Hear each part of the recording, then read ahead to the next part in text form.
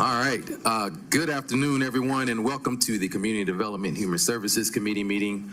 I am Jason Winston, chair of the committee. I am joined by my colleagues. To my right, Council Members Boone and Dozier, and to my left, we have Council Members Bakhtiari and Norwood. Just so everyone knows, we are at the capacity limit in here. I'm hoping everyone can stay in the room. If not, we have a lot of folks signed up for public comment. There could be where we have to have some folks go out into the atrium, so we're trying to see if that's the case right now, but we're gonna go ahead and get started with our meeting so that we can continue moving forward. So I'd like to make a motion to adopt the agenda. Second. Number second by Councilmember Dozier. If you can please open the vote.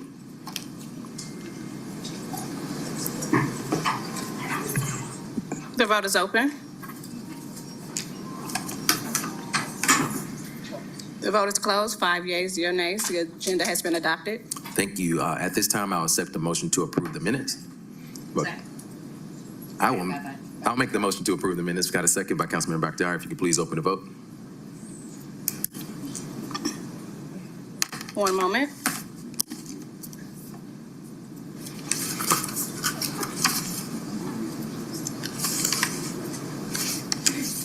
The vote is open. The vote is closed. 5 yeas, 0 nays. The minutes have been approved.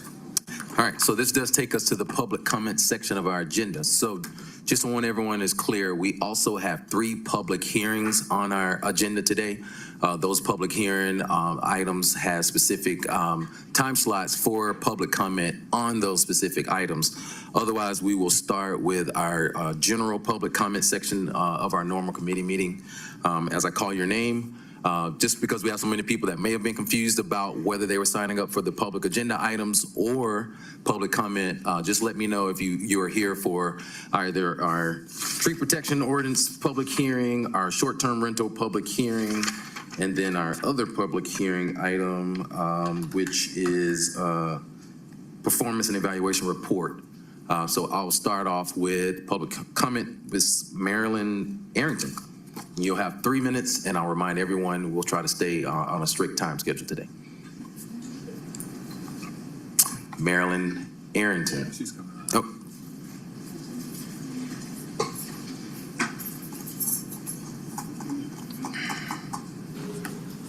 Good morning. Good morning. Good morning. Or afternoon. I come today as a citizen of Atlanta and a proud community activist on behalf of the tree ordinance that will come before you for vote.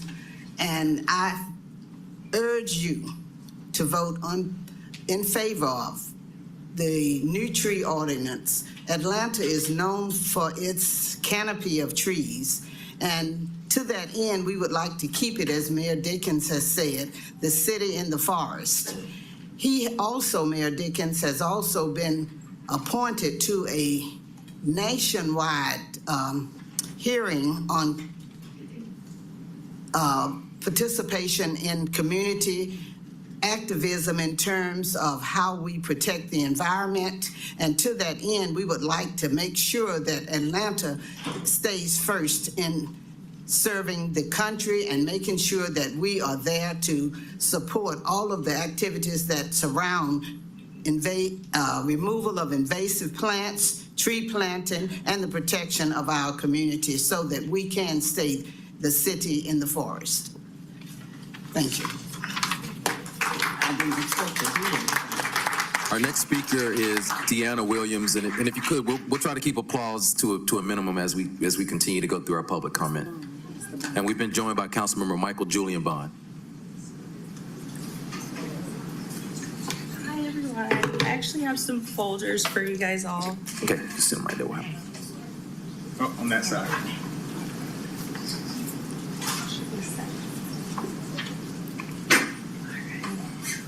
Hi everyone, my name's Deanna Williams, and I've been a social worker here in Atlanta for a very long time.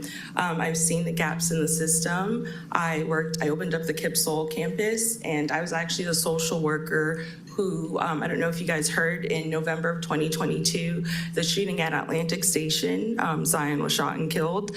I was a social worker, and I referred that family out, Miss Charles, so many places across Atlanta. I've seen the gaps, how many homeless families, it's an epidemic here in Atlanta, the housing situation. So through all of that, I have therapy as my background, but through all of everything that's happened, I started a nonprofit called Peace to Parents, and my mission is to help house homeless families in Atlanta. And it's not just to cover up paying 2-3 months of rent. It's 12 months. It's getting them the access, the resources that they need, such as budgeting resources. I just partnered with Truist Bank to make sure they have access to one-on-one counseling to help get budgeting skills. This is how we change America. This is how we change Atlanta, is giving them a long-term resources. Pay their rent for 12 months. This isn't a handout. This is just a fresh start to help them work and to help them get to self-sufficiency. I also have I partnered with a parenting program that works one-on-one with families. And right now, I'm asking you guys to get me in touch with some resources to get funding. If you look in the donor packet here, this explains everything. And so, yeah, I'm just asking for your help to help change Atlanta and give families a fresh start. I also this is the picture here of, this is just Mr. Green and Josiah. And this family has been homeless for 2 years now. Their house burnt down in a fire. They have nobody advocating for them. And I just need the help to help fund and help get housing for this family and give them a fresh start, give them resources. I interviewed this family for 2-3 hours in Chick-fil-A a couple weeks ago. And I'm just really asking for support and resources and just getting me in contact with grants and just helping me, someone who believes in my mission and to help families in Atlanta get a fresh start. So I also am partnered with the Ansley School. I'm going to the gala this Saturday. And Ray, he was my old assistant principal, and he sees the need, he sees the gap. So I'm just really asking for support in this. Just help Josiah and Mr. Green, and that's it. Thank you so much, and thank you for providing your contact information. I'll have somebody in my office reach out to you about this. Thank you. All right, our next speaker is Ben Terry. And a reminder, you'll have 3 minutes.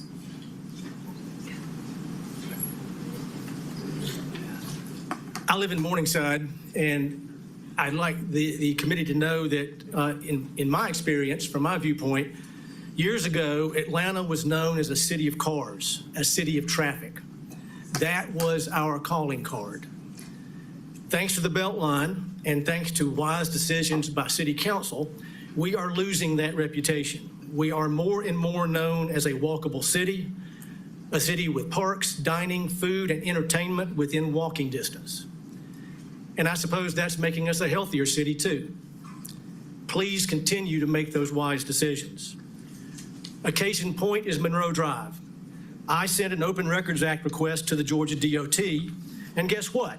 If you look at 2019, a pre-COVID year, when relatively few people were telecommuting, and compare it to 2024, injuries and fatalities on Monroe Drive are at 185% of the pre-COVID level. These numbers have gone up every year since COVID. And now they're at that 185% level. I live in this city, and I see it every day. And honestly, the traffic on Monroe Drive is freaking me out. Please do everything you can to minimize the number of new cars on Monroe Drive. We know there will be cars, but the fewer, the better. One final comment on affordable housing. We need it, and the people that qualify for it deserve it. What they don't deserve is to be jammed into a sardine can situation that's dangerous and unpleasant. Nobody deserves to live next to a death trap like Monroe Drive. Please do everything in your power to develop affordable housing that people will actually enjoy living in. Thank you very much. All right, thank you. We have been joined by Councilmember Matt Westmoreland. Our next speaker is Henry Jordan. You'll have three minutes. Give honor to the Spirit of God, everyone that's here, who changed the truth of God into a lie and worship and serve the creature more than the creator, who is blessed forever. Amen. Romans 1st chapter 25th verse. When they followed the lie, they began to walk in conformity to the lie. When you promote a lie, then Jesus' true blessing of truth is rejected. When you help James Griff lie, then we ask for death. And Ahab said to Elijah, "Hast thou found me, O my enemy?" And he answered, "I have found thee because thou hast sold thyself to work evil in the sight of the Lord." 1 Kings 23rd chapter 21st verse. God let you know of your ways that will lead you to destruction. James Griff, my children, the church, the government, and others, have you sold yourselves to work evil? Thou believest that there is one God, and thou doest well. The devil also believe and tremble. James 2nd chapter 19th verse. The reference to faith, one God, probably alludes to Israel's great creedal statement of Deuteronomy 6 chapter 4th verse. Hear, O Israel, the Lord our God is one Lord. If the devil believe and tremble, what about you? James Griff and others. Ye are of God, little children, and have overcome them, because greater is he that is in you than he that is in the world. 1 John 4th chapter 4th verse. Christ indwells believers. Satan, likewise, the Lord of his own followers. But Christ is greater than he who wreaks havoc in the world. Jesus will let Satan know where he stands. I'm thinking about the evil that people do. James Griff came in my house to let down the lever in my attic, and it stuck there. And I read the scripture to him to tell him what kind of person he should be for me to accept. But he wanted to be his own way. Christ's word created the money. I'm just a vessel. He looking at me that I created it. God just used me to protect his people. He had a purpose for it. Not our glorify our flesh, but glorify Jesus Christ. And no blessing glorifying the flesh, but Jesus. That's who you get a blessing from. All right, thank you. Our next speaker is Matt Rinker, and you will have 3 minutes. Good afternoon, council members. Good afternoon. I'm the president of the Peoplestown Neighborhood Association. I've spoken with several of you previously. Some of you heard my neighbors at the Utilities Committee meeting this morning to talk about the Custer Avenue Relief Project and the subsequent park that will be built in Peoplestown. I bring this to CDHS committee today because the park falls under your purview and the community deserves some input. First, the project has been changed without explanation. The original presentation was that this park was supposed to be something like Rodney Cook Park or Old Fourth Ward Park, a multifunctional green space that will mitigate flooding and serve the community as a true asset. Now that vision has shifted and the current design prevents the planting of any substantial trees on this park while removing over a dozen mature trees that are already existing. Second, community engagement has been lacking. Watershed management has held meetings, but failed to address our critical concerns, including the vault itself, why the plans changed, or the risk of placing a combined sewer and stormwater vault the size of this underneath of a city park. Many residents were unaware that the size of this vault would span nearly 7 acres. And instead of honest dialogue, Department of Watershed Management has serviced on the surface level aesthetics, ignoring our deeper concerns. Third, unanswered questions remain about health risks, infrastructure strain, and long-term maintenance. Ignoring these concerns only breeds distrust. That's why we're calling for a pause in the construction until a real community meeting can take place, one where residents can meet directly with Watershed Management and the design build team get answers. We also request the design build contract for both the vault and the park to ensure accountability and efficiency. Additionally, the community deserves real benefits, including the ability to name this park.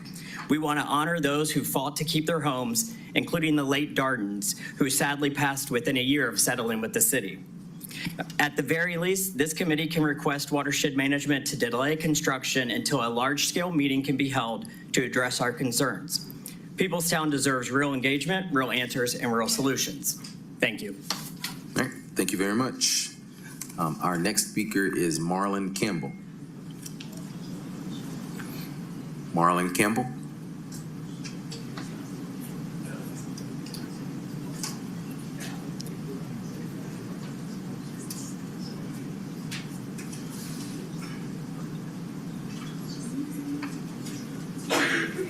Okay. Sorry, Ms. Campbell, we'll get back to you here in a second. Next, we have Shara Kennedy. Yep, you have 3 minutes.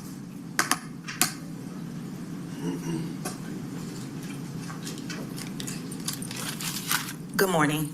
Morning. On behalf of myself as a constituent, I go by Kennedy, as a resident, as a advocate for environmental stressors to reduce stress in the community, and as a member of the Friends of West End Park, I am here yet again on behalf to advocate for us to get support from the council regarding our health initiatives to reduce stress in the environment.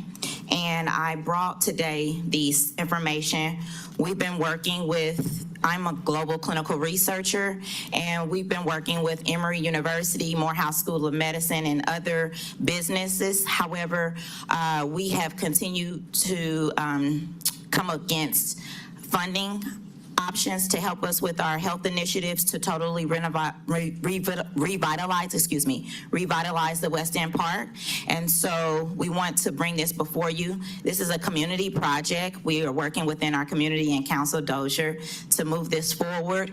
We are wanting to begin some type of accountability with EPA, the Department of Transportation, in order to garner funding to help us with air pollution within our community that comes from I-20.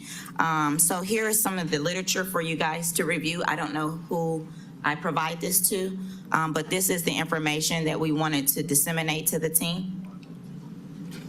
And any reminders, it's all of these. And then, and I'll get the leftovers. So we just need essentially funding, and we would like to do site visits with liaisons within these departments to go around, in particular like MARTA. MARTA continues to disappoint our community with, in Metro with, like, for example, we can't even sit on the bus stop because of unhoused people are there, and we continue to make 311 calls. We continue to put in these types of notifications. However, it seems to be a very slow response. There's a bus stop station presently right by the Boys and Girls Club that has been broken out by glass that still has yet to be repaired.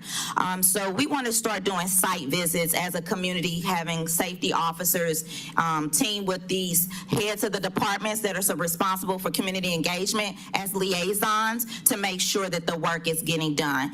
And so these are proposals and community assessments to address our needs in order to yield outcomes, because we have community engagement and we have people that continue to fight for the needs of our people to better the human condition, such as myself and our company.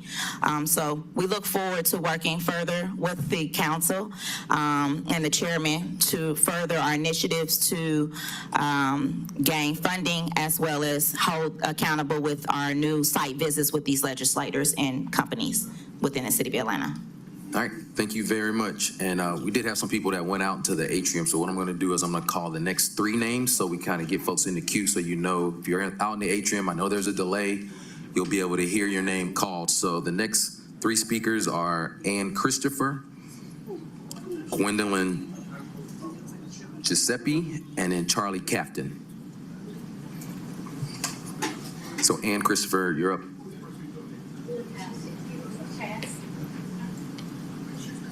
We'll default to the next speaker. Okay, I'm Gwen Gillespie. Okay. Yep, Ms. Gillespie, go ahead. You have 3 minutes. Good afternoon, everybody.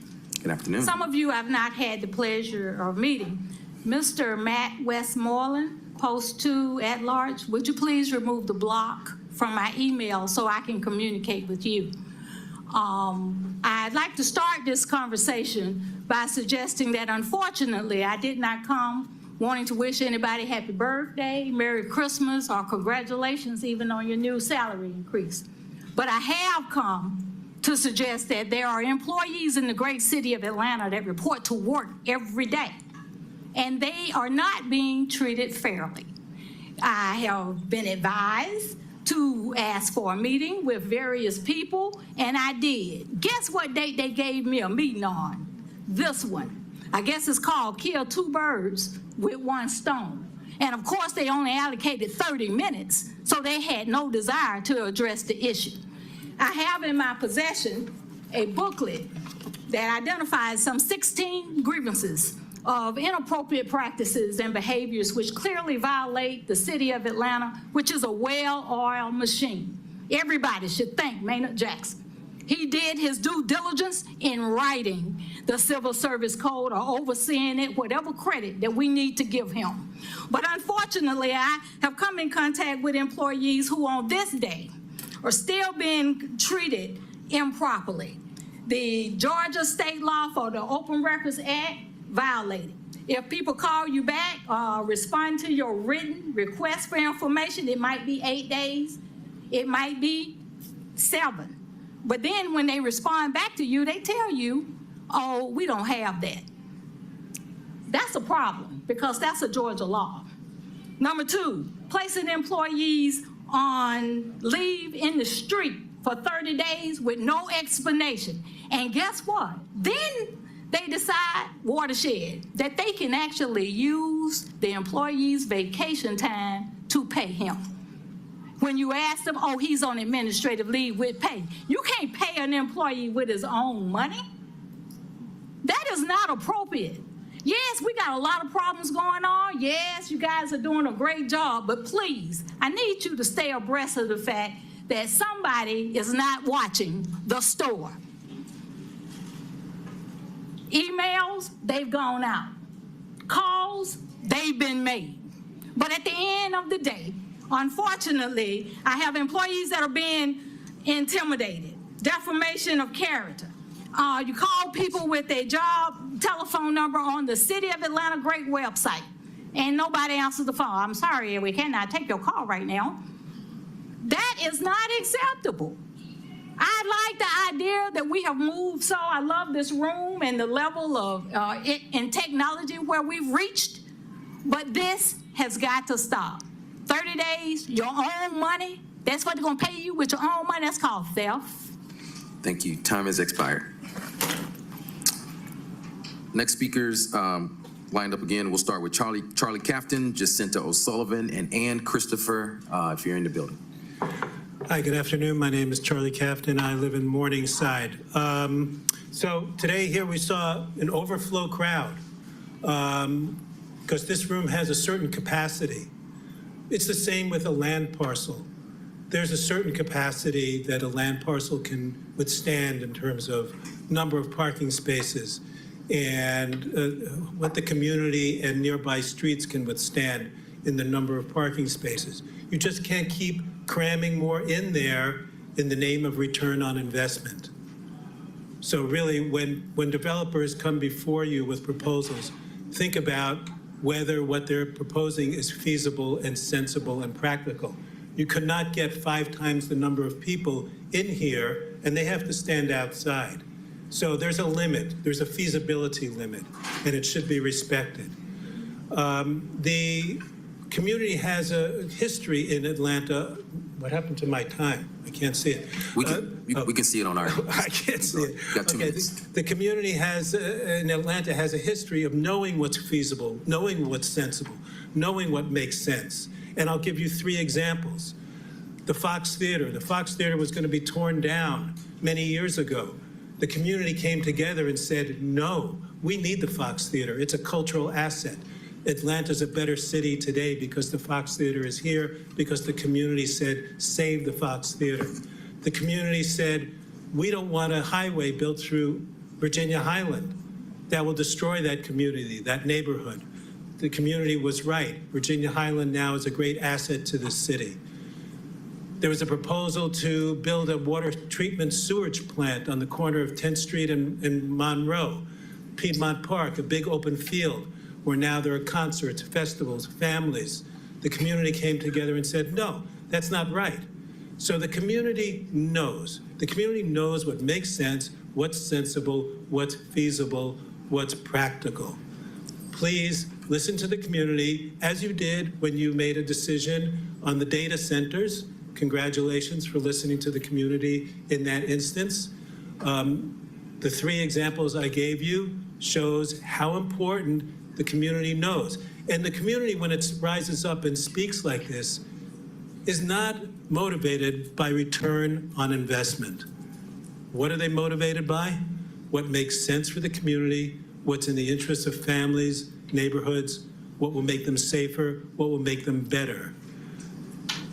Listen to the community. The community loves Atlanta. We want to keep Atlanta the great city that it is. Thank you. Thank you. Next, we'll have Jacinta O'Sullivan, Ann Christopher, and Stephanie Coffin. Good morning. My name is Jacinta O'Sullivan. I'm a Morningside resident. Arriving in Atlanta many, many years ago, I fell in love with a city of diverse neighborhoods, rich history, and a canopy of trees that is the envy of urban planners all over the world. A city in the forest and a very special place to live. Over time, however, Atlanta has seen an explosion of growth that brings with it many challenges. The main challenge is that transportation infrastructure has not kept up with population growth, especially on the east side of the Beltline. In this area, residents are finding it extremely difficult to navigate their daily commutes, and the strain on our infrastructure is evident for all to see. To address this issue, urban planners would agree that a light rail strategy would offer a sustainable solution. Imagine a reliable light rail transportation system that can reduce traffic congestion, increase accessibility to all Atlanta citizens, improve connectivity with the city's diverse neighborhoods, stimulate economic growth, and improve public health through healthier lifestyles. Much to our shock, therefore, when it was announced last week by Mayor Dickens that no light rail was in plans for the foreseeable future on the East Side Beltline area.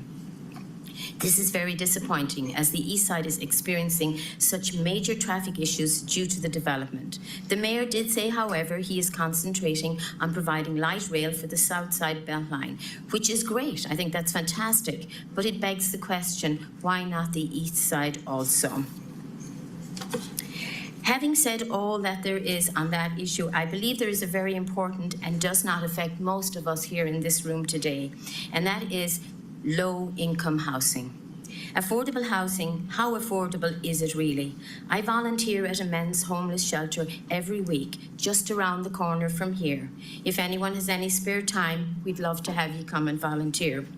I've met some people that are really trying to put their lives back on track. I can tell you firsthand that they could not afford any of the housing that's been developed on and around the Beltline.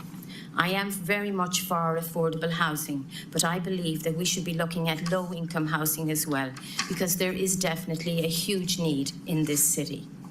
For all the above reasons and for many more, which time restricts me from mentioning, I urge you to vote no to the proposal that has been planned on the Beltline with the 1,100 car-centric development. I thank you for your service to Atlanta and thank you for your time. Thank you very much.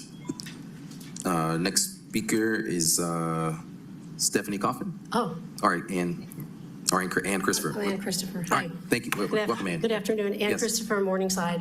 I'm just going to say that Atlanta doesn't have mountains, Atlanta doesn't have ocean, but Atlanta does have a tree canopy. And I think it's probably the thing that is worth preserving more than just about anything here. And I've been a parks volunteer for almost 30 years. And in Herbert Taylor, Daniel Johnson Park in Morningside, the amount of water the torrents of water that go through now compared to 20 years ago are almost unfathomable, and it is from overbuilding.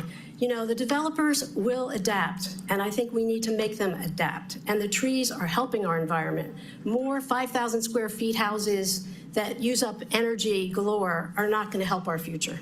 Thank you. Thank you very much. Our next speakers are Stephanie Coffin, Dalil Anthony, and then Sam Thomas. My name is Stephanie Coffin, and I live in Virginia Highlands. I see this as the Community Development Human Services Committee, but what I would like to talk about is not developing community, but the forces that are destroying communities. Specifically, when a developer comes in to an overcrowded neighborhood and says, we're going to put 1,100 housing units here, and we're going to have 1,400 parking spaces that exit into a road that is already packed. That is community destruction, and that is what my neighborhood is facing right now. Now, we did, in our neighborhood, through our NPU and through our civic associations, vote this project down, and that, of course, takes effort, money, organization. But unfortunately, the developer came back with more plans, more housing, more parking spaces. So it's like a constant battle for us to say that, you know, we have to have balance in our city. We can't put everything in one place. And we have many places in the city, even along the Beltline, that can take these projects. So we need to go easy on the east side and share the housing, share the traffic, and share everything else about the city with moving into other areas. Now, since I'm here with a bunch of tree people here, this is really great because I'm an arborist. I would like to invite everybody to come and see the massive trees that are behind Amsterdam Walk. It's an old, mature forest. It's not in very good condition, but it does serve the purpose of pollution, water retention, and lowering the temperature, i.e. shade, for Amsterdam Walk and also for the whole area that is behind it. So come and see the trees, come and see what we're facing. Don't get stuck in the traffic. Thank you very much. Thank you.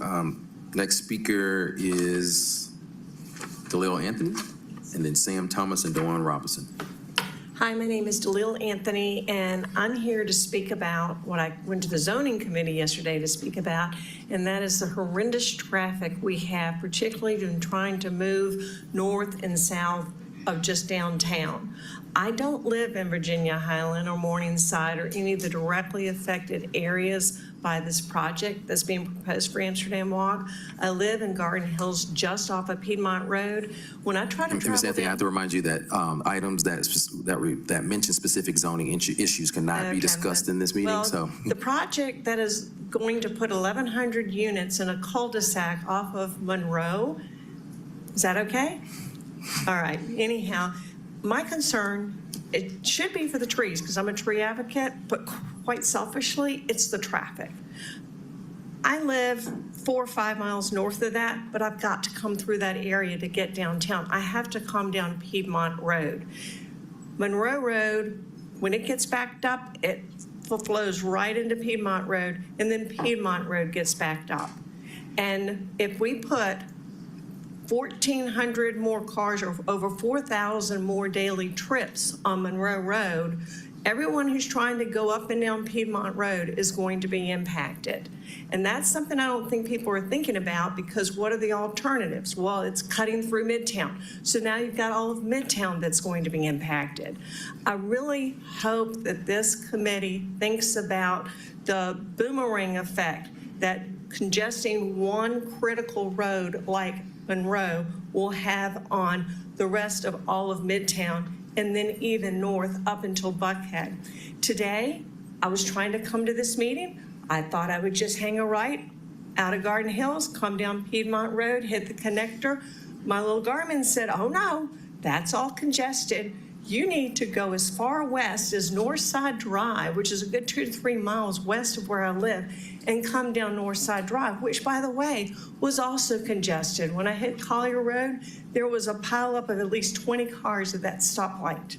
So everything is congested, and now we're talking about putting even more cars into a critically congested area of town. I'm asking you, please, start thinking about the repercussions of all of this intense development. It's really hurting us. Thank you. Thank you. Our next speaker is Sam Thomas. Then we have DeJuan Robertson. No Sam Thomas, no DeJuan Robertson. Rob Myers, you have STR. Are you here for the public hearing? I don't know if Rob Myers is here. Kelly Draper signed up for TPO, but is on the public comment section. Okay. Are you speaking to the TPO? We have a public hearing on that next.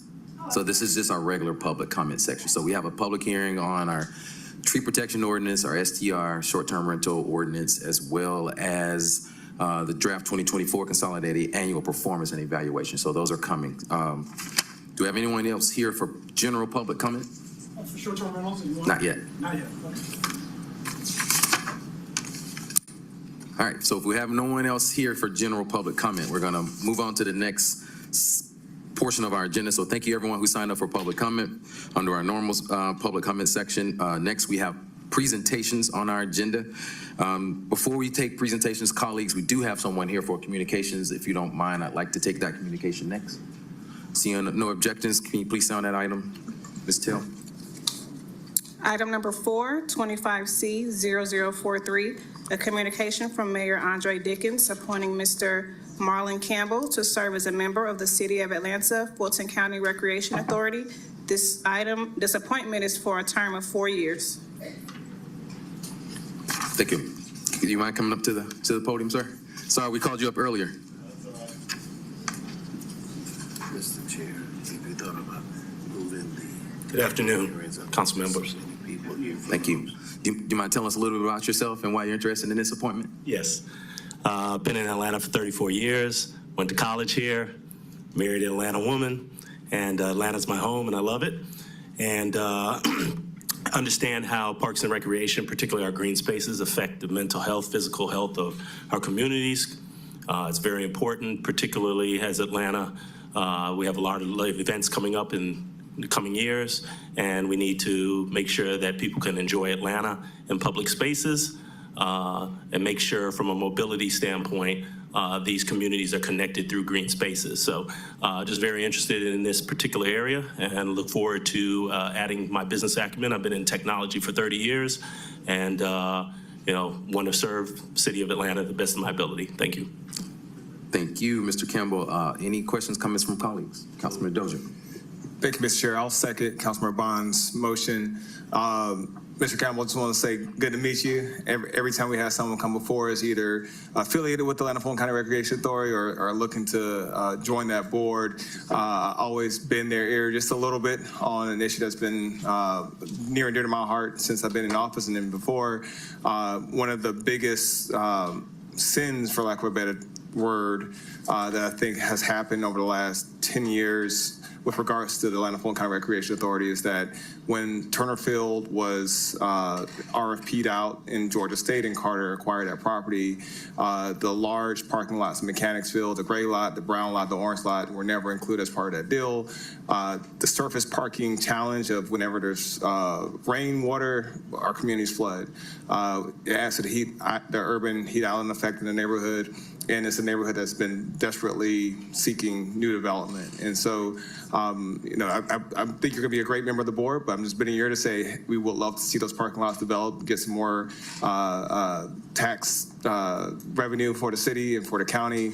And, surface parking lots right next to downtown aren't the highest and best use. And so we'll love to have your support in trying to move that forward. So not a question, just a comment, and look forward to working with you in the next several years. Well, I look forward to the collaboration. Absolutely. All right, thank you. Any other questions or comments? We did have a motion to approve by Councilmember Bond and a second by Councilmember Dozier. If you can please open the vote. The vote is open.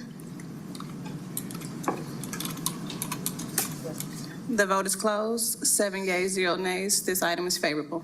Congratulations and thank you for your service. Yeah, appreciate it. Look forward to working with everyone. All right, thank you. Colleagues, if there's no objection, I would like to go into our public hearing items next, just given the nature of the interest of everyone in the room, so that we can keep that going and then go to our presentations. So, Ms. Taylor, if you don't mind, we'd like to start with our first public hearing item. That would be item number 125C0048. May we have a motion to open the public hearing? Second. We have a motion by Councilmember Bond, I think that was, and then second by Councilmember Dozier.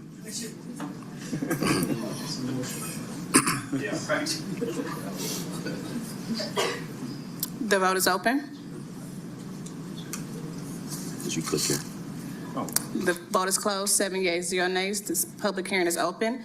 That is 25C0048, a communication from Community Development Human Services Committee to accept the draft 2024 Consolidated Annual Performance and Evaluation Report on behalf of the Department of Grants and Community Development to provide an annual assessment of the City of Atlanta's affordable housing and community development activities and outcomes based on the goals of the 2024 Consolidated Plan and FY 2024 Annual Action Plan. All right, so is there anyone here signed up to speak to the draft 2024 Consolidated Annual Performance and Evaluation Report? We had a few people that signed onto this paper, but we have kind of moved that around to the appropriate paper. So is anyone here to speak to this? All right, seeing none, I will accept a motion to. Second. Of a motion to close public hearing. Councilmember Westmoreland, I did hear Councilmember Dozier as a second. If you can please open the vote. The vote is open. The vote is closed. 7 yeas, 0 nays. The public hearing has been closed. May I have a motion to accept and file? Second. A motion by Councilmember Bond, a second by Councilmember Dozier. If you can please open the vote. The vote is open.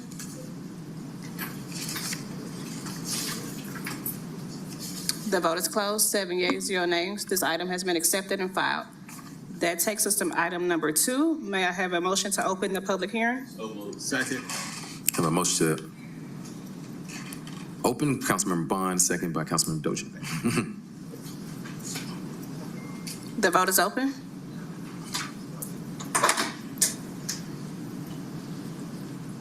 The vote is closed. 7 yeas, 0 nays. The public hearing is open.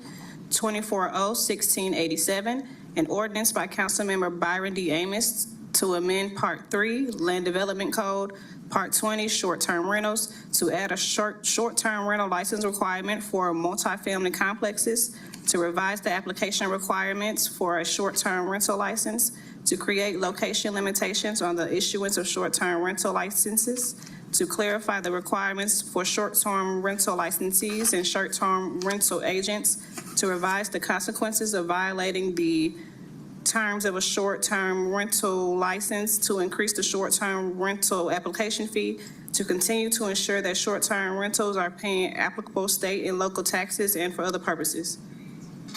Thank you. Is Commissioner Prince in the room? I think she was in the room. We'll get Commissioner Prince in here in a moment, but I did want to ask her to just speak to where we were in the process of this paper. So what we'll do first is we'll go ahead and start with the public comment. For this public hearing, I'm going to start with Rob Myers and then Anthony Hill. Rob Myers, Anthony Hill. I think we're going to keep going.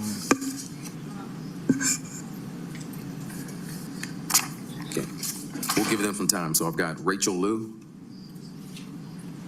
Sorry, are you Rob? Sorry, Rachel, you don't mind. We'll go ahead and I'll let y'all work it out. Okay. Thank you for the information. Thanks for showing up today, everybody. I think that short-term rentals are businesses operating in residential areas and that we need smart regulations to mitigate the negative impacts that they have on our communities. One thing I like in this proposal is a 1,000-foot rule for residential zones. I think that would limit the density of the impact in these residential areas. But I think it's important to point out that enforcement is our biggest issue. And I don't think this paper does enough to address the enforcement concern. The city hasn't enforced the current rules, and I don't see anything in this paper that would rectify that. In fact, this paper removes the $500 fine and doesn't replace it. I don't know why it would do that. Other concerns I have is that this paper allows grandfathering with a 12-month window to re-register if you forget to renew your license. So the 1,000-foot rule that I like would be moot because of this, gaping wide loophole. I don't know why we would allow people to have an unlimited number of STRs. You've heard people talking about affordable housing. To me, affordable housing is in opposition to short-term rentals. Also want to know why short-term rental platforms are only required to have a telephone number and a website. The city requires the scooter platforms to provide all kinds of data on things that are moving all over the city. Why can't we require the short-term rental platforms to provide data on stationary objects? I think that would really increase transparency, and I think other cities are doing it. So also save the trees. You were Rob Myers, correct? Yes, sir. Okay, all right. We're going to let Rachel Lou speak, and then we'll go to Commissioner Prince right after this. And just a reminder, folks, for the public hearing, there's 2 minutes of speaking. Hi, dear council members. My name is Rachel Lu, and I have been an owner in the Landmark building since 2015. In 2016, a special meeting was held during which a majority of members voted in favor of allowing short rentals in the building. Most members recognize that short rental played a crucial role in maintaining the building's financial sustainability, given its age and the high cost of upkeep. Today, I will read a letter from another long-term owner, Angela Miguel, who has been the owner of the building for almost 30 years and has been super supportive of short rentals. Here is what she wrote to me. Hi, my name is Angela Miguel, and I have been the owner of the Landmark building for almost 30 years, also serving as a board member. Unfortunately, I'm unable to attend in person today due to travel, but I hope this letter provides insight into the history of our Landmark building and then the vital role that short-term rental have played in its financial sustainability. Short-term rentals have been an integral part of ownership and have been permitted since the building's original conversion. At one point, the Landmark was home to as many as 30 to 40 legislators who rented units during the annual legislative sessions from January through March. In the late 1990s, Georgia Power arrived to disconnect the building's electricity due to insufficient funds in our operating account. My employer, GADA, converted the shortage and the disconnection was avoided. At the time, a high delinquency rate among resident owners made it challenging to cover essential expenses. This experience reinforced my strong support for short-term rentals. Given the age and the ongoing maintenance cost of the Landmark building, short-term rentals have been and continue to be a crucial source of the revenue to ensure its upkeep and operation. Thank you. All right, thank you very much. Colleagues, if you don't mind, we're going to go to Commissioner Janae Prince to just give us a quick update about where this ordinance is in the process that's playing out before us. And then we're on the short-term rental public hearing. Thank you. Good afternoon. Good afternoon. The short-term rentals ordinance is traveling together with another piece of legislation, the party house ordinance. And as you know, that the party house ordinance is already on our books, and we just rewrote it for clarity. None of the rules have changed. It's exactly the same, except it's just clearer and easier to understand. Because the party house ordinance is in the zoning ordinance, we had to take it to our NPUs for review. In order to give the NPUs the big picture of what's going on, we brought the short-term rentals ordinance together with the party house ordinance so the NPUs could see the big picture of everything that's happening right now, what's being proposed. We're most of the way through the NPUs. They have all reviewed both, or all but I think just a couple have reviewed both ordinances together. And once we have all of the input from everyone, then we could, if necessary, work towards a substitute ordinance. At this time, the ordinance that is in front of you is the one that we are discussing. All right, thank you very much. Any questions, comments from colleagues? If none, we'll continue on with our public comment. Okay, thanks. All right, thank you so much. Next, we have Valerie Lamb and then Ken Captain.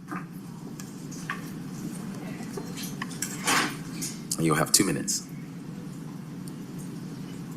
Hello, I'm Valerie Lamb. I am the head of concierge services at the Landmark Condominiums. I was called down here to give an example of the things that we offer at the Landmark for security purposes. As far as security purposes, at the Landmark, the concierge, we are responsible for making sure that the building is safe. We sign all of our guests and residents in. Our guests is furnished key fobs to get in and out the building. We patrol around the building. We also make sure all our entrance points are safe and the building is safe. We also have systems implemented like our kiosk system to do verification, sign-in systems to verify that the guests or short-term rentals actually supposed to be inside the building. At the Landmark, our concierge services promotes 24-hour concierge services 7 days a week. Thank you. All right, thank you very much. I'm sorry. Oh, Councilman Bakhtiari. Thank you. I don't make it a point to try to comment during something like this, but I have to. And I do appreciate you coming and speaking on behalf of the Landmark. But as the representative for that council district, while I appreciate what you're saying as the person that is toward that location, I would have to say concierge and security has horrifically fallen short. The number of party issues that we have at this location, the fact that most owners have been pushed out due to the Airbnb properties, and it is exactly condominiums such as yours that makes regulations such as this incredibly important. And I am very aware of what's going on Landmark, and while I do appreciate you coming and saying what you are doing, as somebody who has been visiting that location for the last 3 years and meeting with the residents, I can say that much more needs to be done, and that management, and I'm aware of who you are as well, Madam, who's the head chair of the HOA board who actually doesn't live in the building. There's a conflict of interest there with people running HOAs and also getting to run Airbnbs. And I'm very aware of who you are, and I'm very aware of what you've done. And I'll be looking into your operations along with the state and continue to do so. But please do not do us the dishonor of coming up here and saying that you're looking out for those residents, because I've been there regularly and you are not. Thank you. Thank you. Our next speaker is Alexandra Berenvar. Sorry if I mispronounced your name. Hello, council members. Thank you for the opportunity to speak with you today. My name is Alexandra Betancourt. I am the association manager for Landmark Condominium, and I would like to share with you how critical the investors have been for the survival of the building. Between 2024 and 2025, our building insurance increased more than 600%. It has been absolutely devastating. This kind of increase would be tough for any community, but for us, it has pushed the association into a full-blown financial crisis. Our reserves has been drained, and we had to make really tough choices to keep the building running. Our investors have been incredible, supportive through all of this. They pay additional investors' fees, and originally that money was meant for building improvements such as renovations of the hallways. But because of unexpected legal expenses, we had no choice but to redirect those funds to cover legal fees instead. It is not fair to the investors, and it's definitely not why they agreed to contribute extra. But despite this, they didn't push back. They stepped up because they genuinely care about the future of the building. Right now, the association is facing a 12% delinquency rate, and just to be clear, none of those delinquent accounts belong to the investors. They always pay their dues on time, and they have been a big part of why we have been able to keep the lights in the building, literally.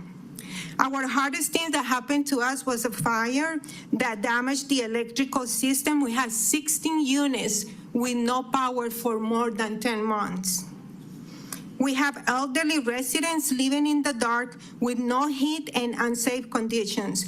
And one of the residents, Mr. Shepard, who has no family, he was actually removed by Adult Protective Services. The investors lent the building Thank you. Time has $65,000 with no interest. Thank you very much. Thank you. Mr. Chair, if you wouldn't mind. Thank you, Councilmember Bakhtiari. Thank you. First, I do thank Airbnb. I do want to call out them and thank them for the assistance with this property. Ma'am, I'm very aware of the property. I've seen you on site.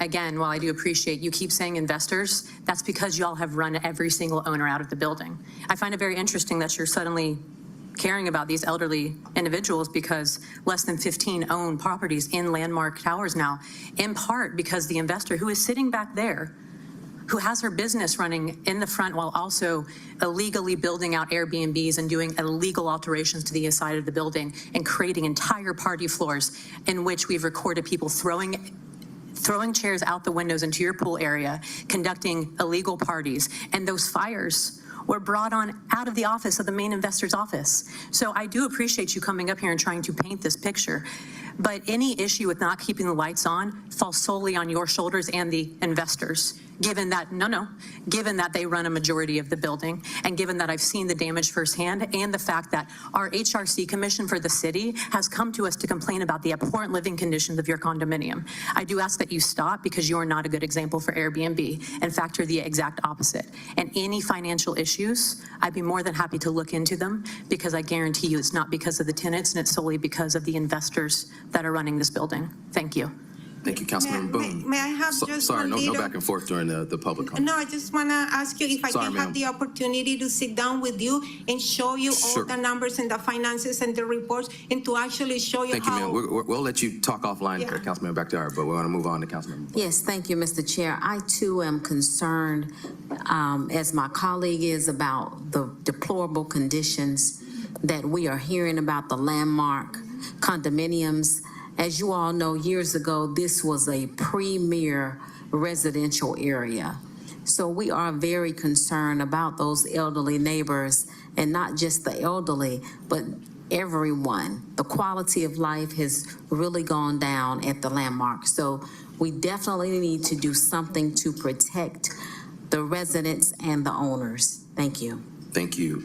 Did Ken Captain come back? Okay, Ken Captain, you'll have two minutes, and then we'll have Michael Harvey after you. I have a handout for y'all. Can I give this to you? The handout.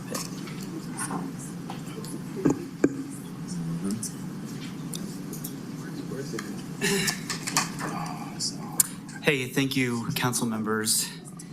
Thank you for having me. My name is Ken Crafton. I am a short-term rental owner at the Landmark. I'm also the treasurer of the board.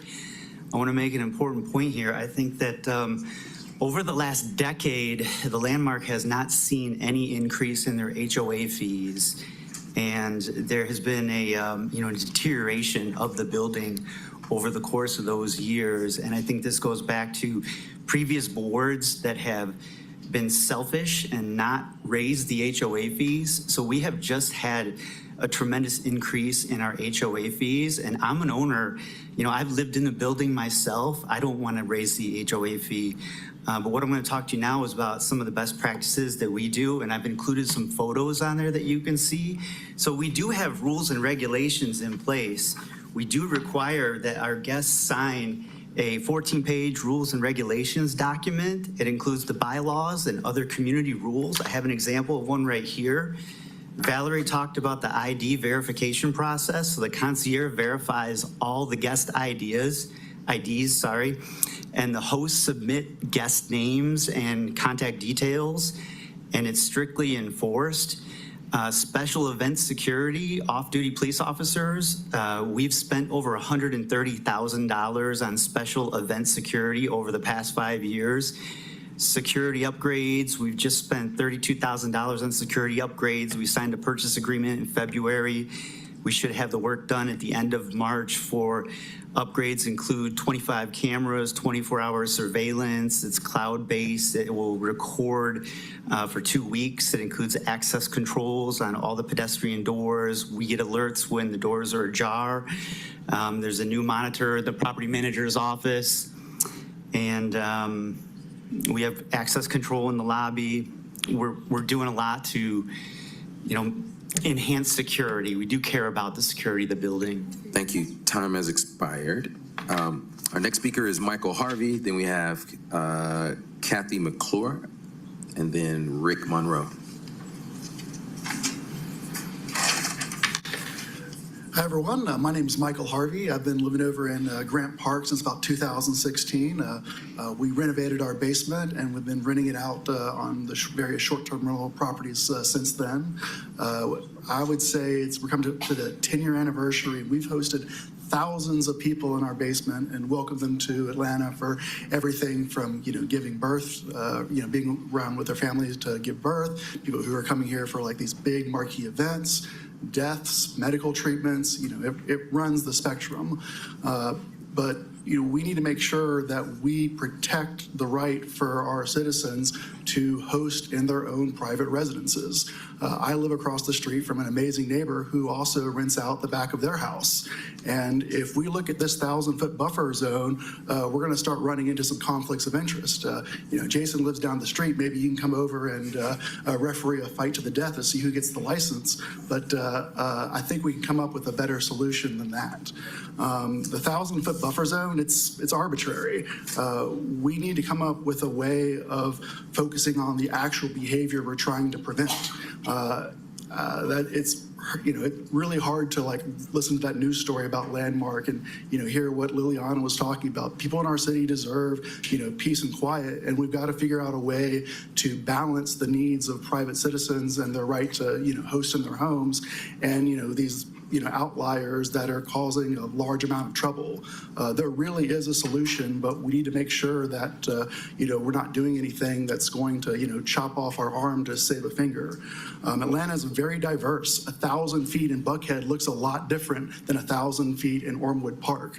We need to go in with a solution that takes a wholesale look at the entire city and see are we regulating unfairly in one part of our city and giving a pass to people who have bigger lot sizes. Thanks for your time. All right, thank you.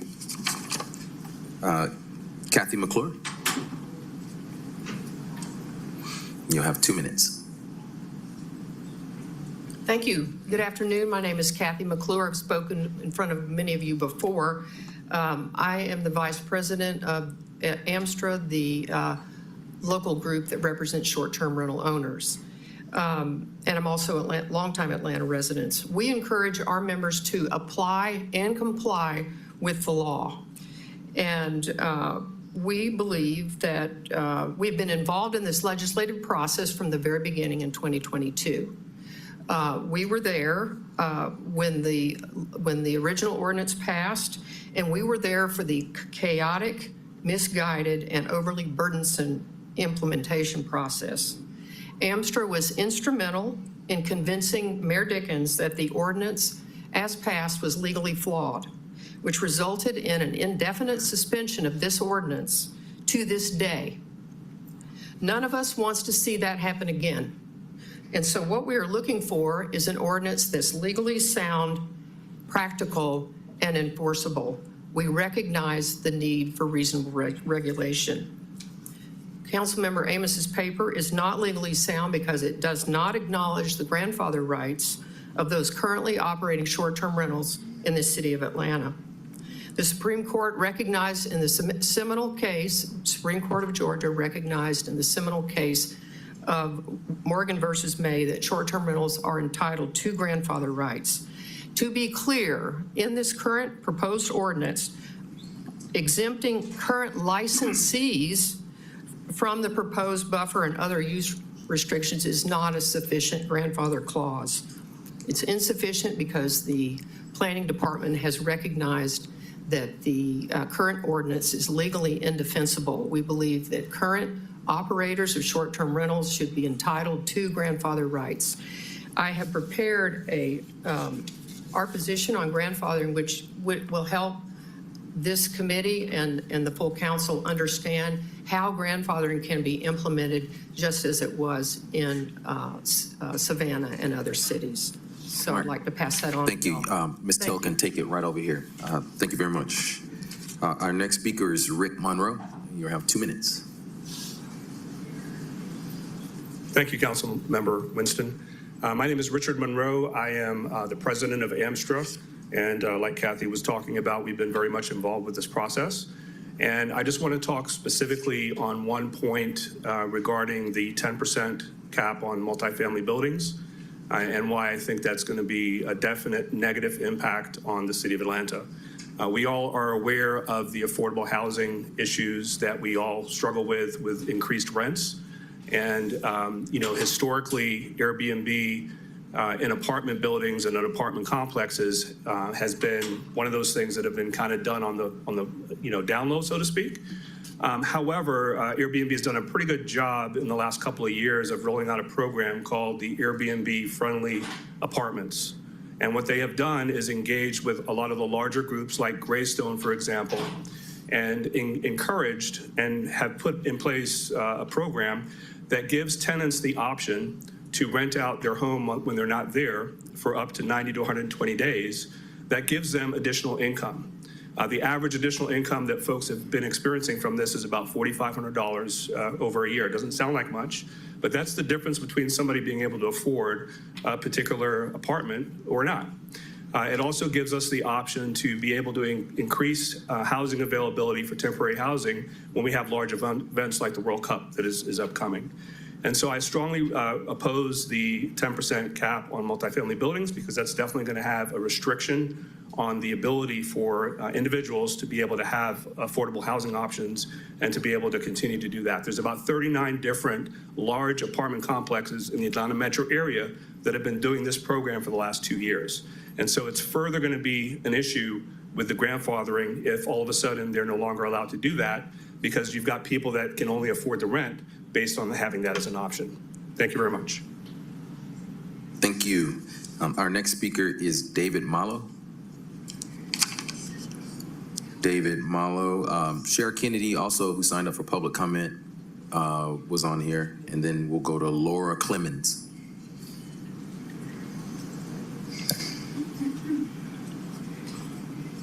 Happy spring, everybody. We made it through the winter successfully. I own a short-term rental. I manage short-term rentals, and I have been a guest in many short-term rentals over the last 15 years when they become popular.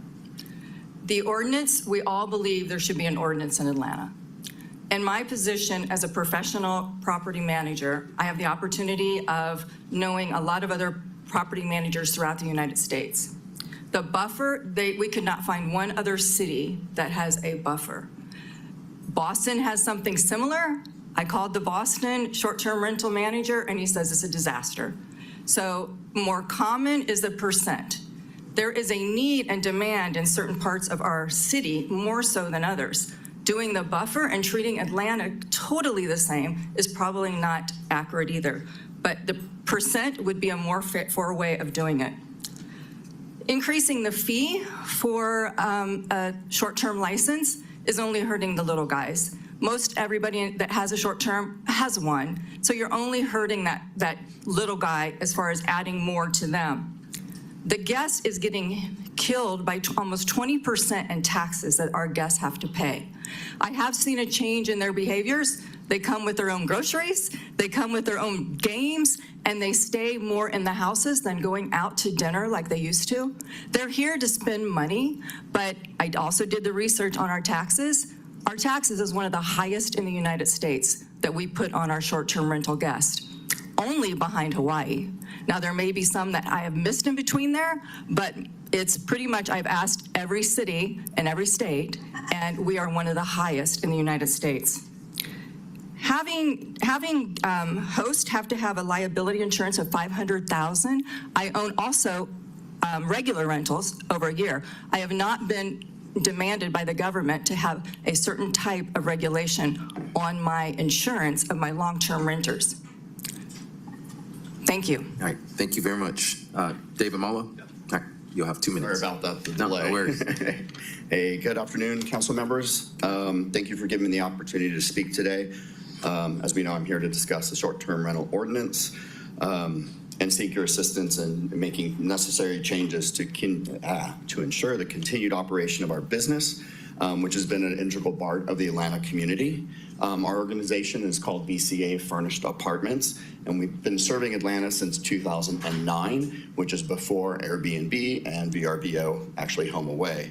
Over the years, we do provide essential services by offering affordable furnished housing to residents who find themselves in between homes or in insurance relocation, to people relocating to Atlanta, to members of the art community, including the ballet, opera, symphony, puppetry of arts, and most importantly, patients and families receiving care at the Shepherd Center and Piedmont Hospital. We also play a vital role. We also played a vital role during COVID in doing COVID housing for people that needed to be isolated, not only, and also for emergency responders. I would also like to note that due to our stringent credentialing and strict monitoring of our properties, which is actually higher than Atlanta's, we have had 0 incidences, 0 party houses, 0 calls to the police since 2009. So we're doing really well. Unfortunately, with the current version of the proposes a significant challenge for our operating, specifically the stipulation limiting multifamily properties to 10% is deeply problematic. The limitation would eliminate our ability to continue operations. We have proposed an alternative to the planning department and city council members. We've also requested the density restriction be removed. Or at least increasing the allowable density. I have attended many of the NPU meetings, and of the ones that have actually voted on this, most of them have talked about increasing the density of multifamily. All right, thank you. Time has expired. Okay, thanks. Our next speaker is Flocinco Martinez. Flocinco Martinez. Come to the podium. You'll have 2 minutes. Hello, good afternoon. My name is Kathy Ryan Flores. I have been a resident in Atlanta since 2007. I'm sorry, I didn't have you. What's your name again? I'm sorry. Catherine Ryan Flores. I've been a resident. Sorry, Ms. Flores. Yes. We're speaking on the same thing, so. Okay, we'll need to get your name. Okay. Kathryn Ryan, RYAN hyphen Flores, FORES as in Sam. Okay, thank you.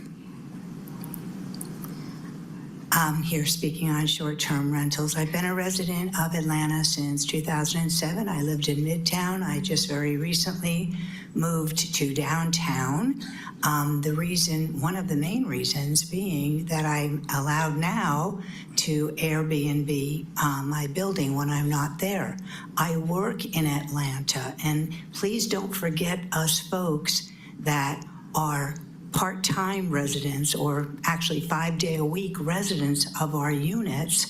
And then on the weekends, when we go back home, which is far away for us to be able to do a commute, as you know, it's difficult to commute down here, back and forth. Just don't forget us when you're thinking about what you're doing. Also, please don't forget about the people who are visiting nurse services that come here for maybe 3 months at a time.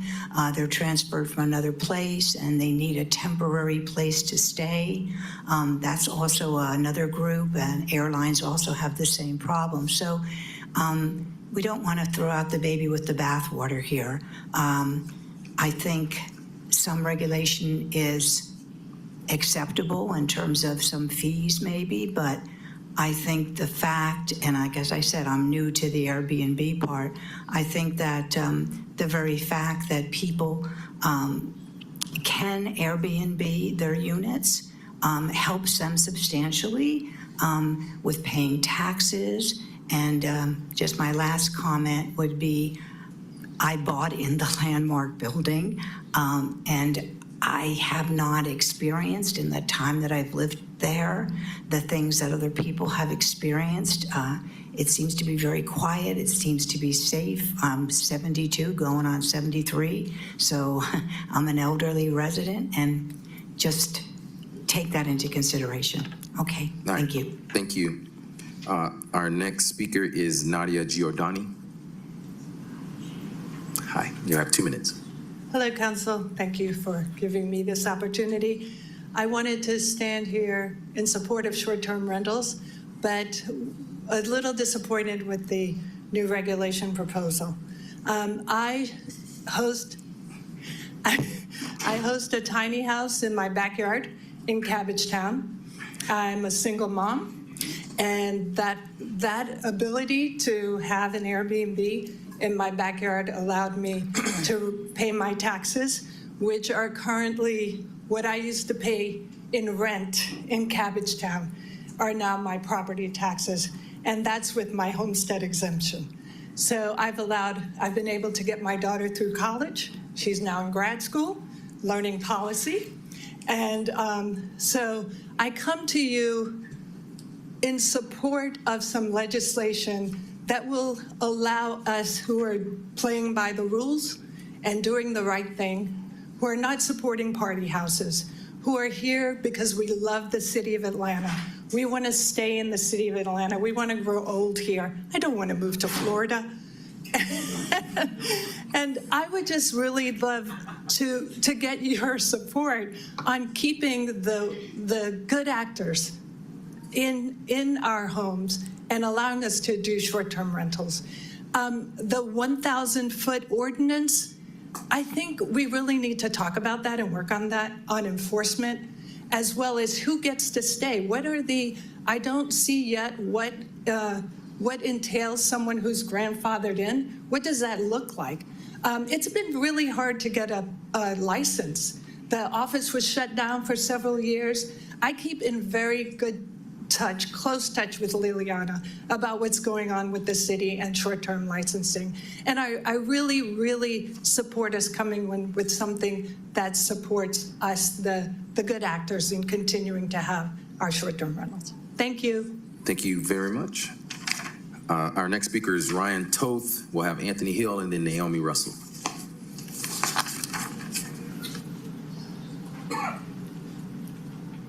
Good afternoon, council members. My name is Ryan Toth. The latest amendment feels like a step in the right direction, but I feel there's flaws that could hurt the city more than they could help them. One of the biggest issues is the emphasis on tax revenue. Is the goal here to increase tax revenue from short-term rentals? Atlanta already has, as previously stated, one of the highest short-term rental tax rates in the country. Raising it further will drive away responsible operators, reducing supply, shrinking revenue, and leaving behind only bad actors. Enforcement is another concern. The council itself has said that the current regulation is difficult, if not impossible, to enforce. Airbnb processes about 90% of Atlanta's STR bookings and is the only major platform that remits taxes to the city. While Airbnb often cooperates with local governments, others like VRBO do not. If enforcement tightens only on Airbnbs, listings will shift to non-compliant platforms. The proposed 1,000-foot rule and 10% multifamily cap would drastically reduce STR availability, and with that, tax revenue. These measures don't account for population density or ownership differences. There is a huge difference between a single condo owner operating a small business and a 400-unit capital-backed apartment complex, yet the amendment treats them the same. A major compliance issue already exists, demonstrated by the low number of current licenses. This amendment will push out good, law-abiding hosts and only leave bad actors for the city to pursue. Let's also not forget that Atlanta is an events-based city, and your own draft notes the SDR are essential to supporting major events that generate tens of millions for the economy. With the World Cup on the horizon, this regulation suggests SDRs are good enough to help us now, but expendable once the new hotels go up. I don't think that's a sustainable or fair strategy. Finally, grandfathering under these rules is meaningless if new licenses are nearly impossible to obtain. As written, this amendment will cost the city vital revenue, burden resources, and drive small investors into foreclosure. I respectfully urge you to reconsider and/or amend. And I'd also like to ask Councilmember Bakhtiari, do you have an opinion on Peachtree Towers specifically? Yes? Man.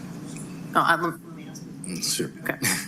Be kind, please. No, I have not gotten the level of complaints about Peachtree Towers that I have about the landmark. That is a particularly unique, egregious situation. But no, I have not gotten the same about Peachtree Towers.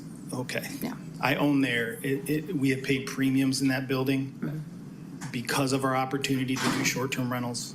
If this ordinance is implemented in its current form, we will have a ton of foreclosures.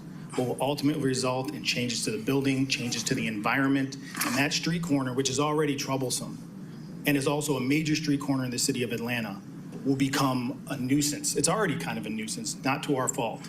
And Mr. Toth, we'll end your time. I know we're going to hear from Councilmember Bakhtiari in just. Yeah, I'll say this one sentence. That my comments here today was after 3 years of working to try to make a difference. So believe me, I'm not planning on just randomly going off on individuals about their living conditions unless it's seriously warranted. I know there's challenges at the landmark. I just wanted to state that Peachtree Towers does it differently, and I think we do it well. Well, then I look forward to talking to you offline. We can go over it. I want to bring you over there. Absolutely. Okay. Thank you. Did Anthony Hill or Naomi Russell make it? Okay.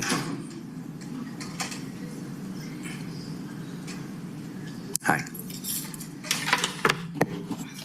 Hi, my name is Naomi Russell. I am from Atlanta. I was born in Grady.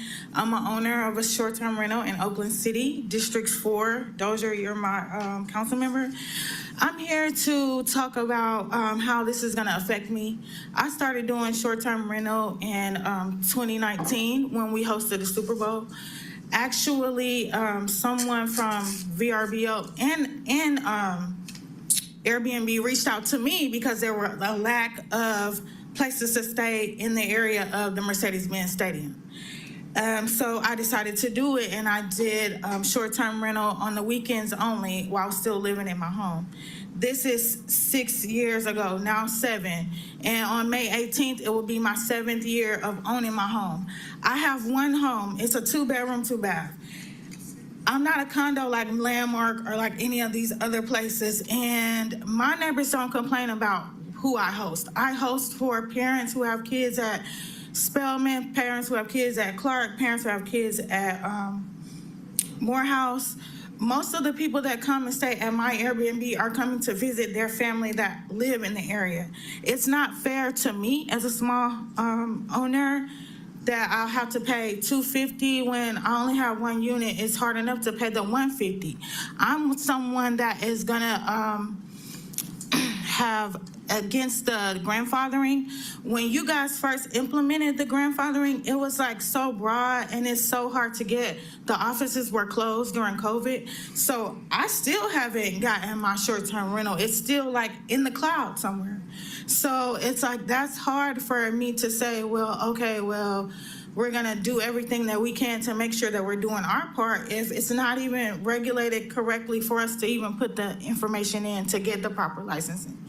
Also, like I said, I'm small business and it's gonna affect me greatly and I could lose my house because of it. So please reconsider. Thank you. Thank you. And were we ever joined by Anthony Hill? All right, I had a couple different sheets. Was anyone else here to sign up for a short-term rental ordinance? All right, seeing none. Any parting words from colleagues? Councilmember Bakhtiari. I just want to be very clear that what you saw is not me hating STRs. I understand that there has to be a balance. I also understand that there are a number of people in my district, Naja, who spoke earlier. There's a reason I work so closely with them. The point of this is to find a balance between people in my district who especially are using this as a source of income to supplement. As we know, costs are going higher, and despite our best efforts, Atlanta still ranks last in income inequality. Understand all of that. So I want to be very clear that what you saw was me holding an incredibly negligent property owner accountable. I'm sorry that I have to happen on a mic. The audacity of coming down here, but anyways, that just to let you all know, and to the constituents in my district, I am very available for our conversation. Yep. That will not be the tone of our conversation, and reach out anytime. All right, Councilmember Dozier. Thank you, Thank you, Mr. Chair. Just for Ms. Russell, I would love to learn more about some of the challenges you've been experiencing as a small business owner. I'm gonna run and get some business cards. I want to make sure we stay in contact with one another, but definitely appreciate you coming down to City Hall. I know it's tough to get downtown sometimes, so I'll be right back. Thank you. Any other questions or comments? Seeing none, I will make a motion to close the public hearing. I have a second by Councilmember Bond. Can you please open the vote? The vote is open.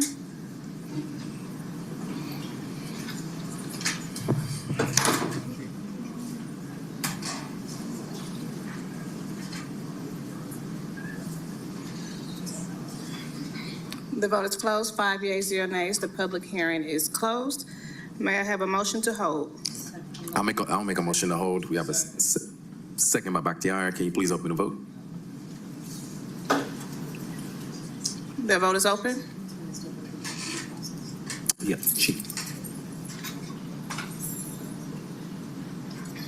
The vote is closed. 5 yeas, 0 nays. This item is held in committee. That takes us to item number 3. May I have a motion to open the public hearing? A motion by Councilmember Bond, second by Councilmember Bakhtiar. If you could please open the vote. The vote is open.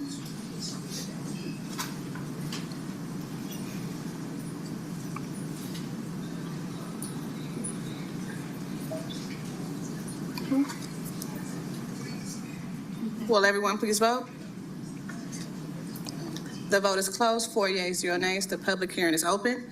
24-0-1691, an ordinance by Councilmember Michael Julian Bond as substituted by Community Development Human Services Committee to amend the Atlanta City Code, Part 2, Chapter 58, Article 2, to adopt a new tree protection ordinance for the city of Atlanta and for other purposes. Thank you.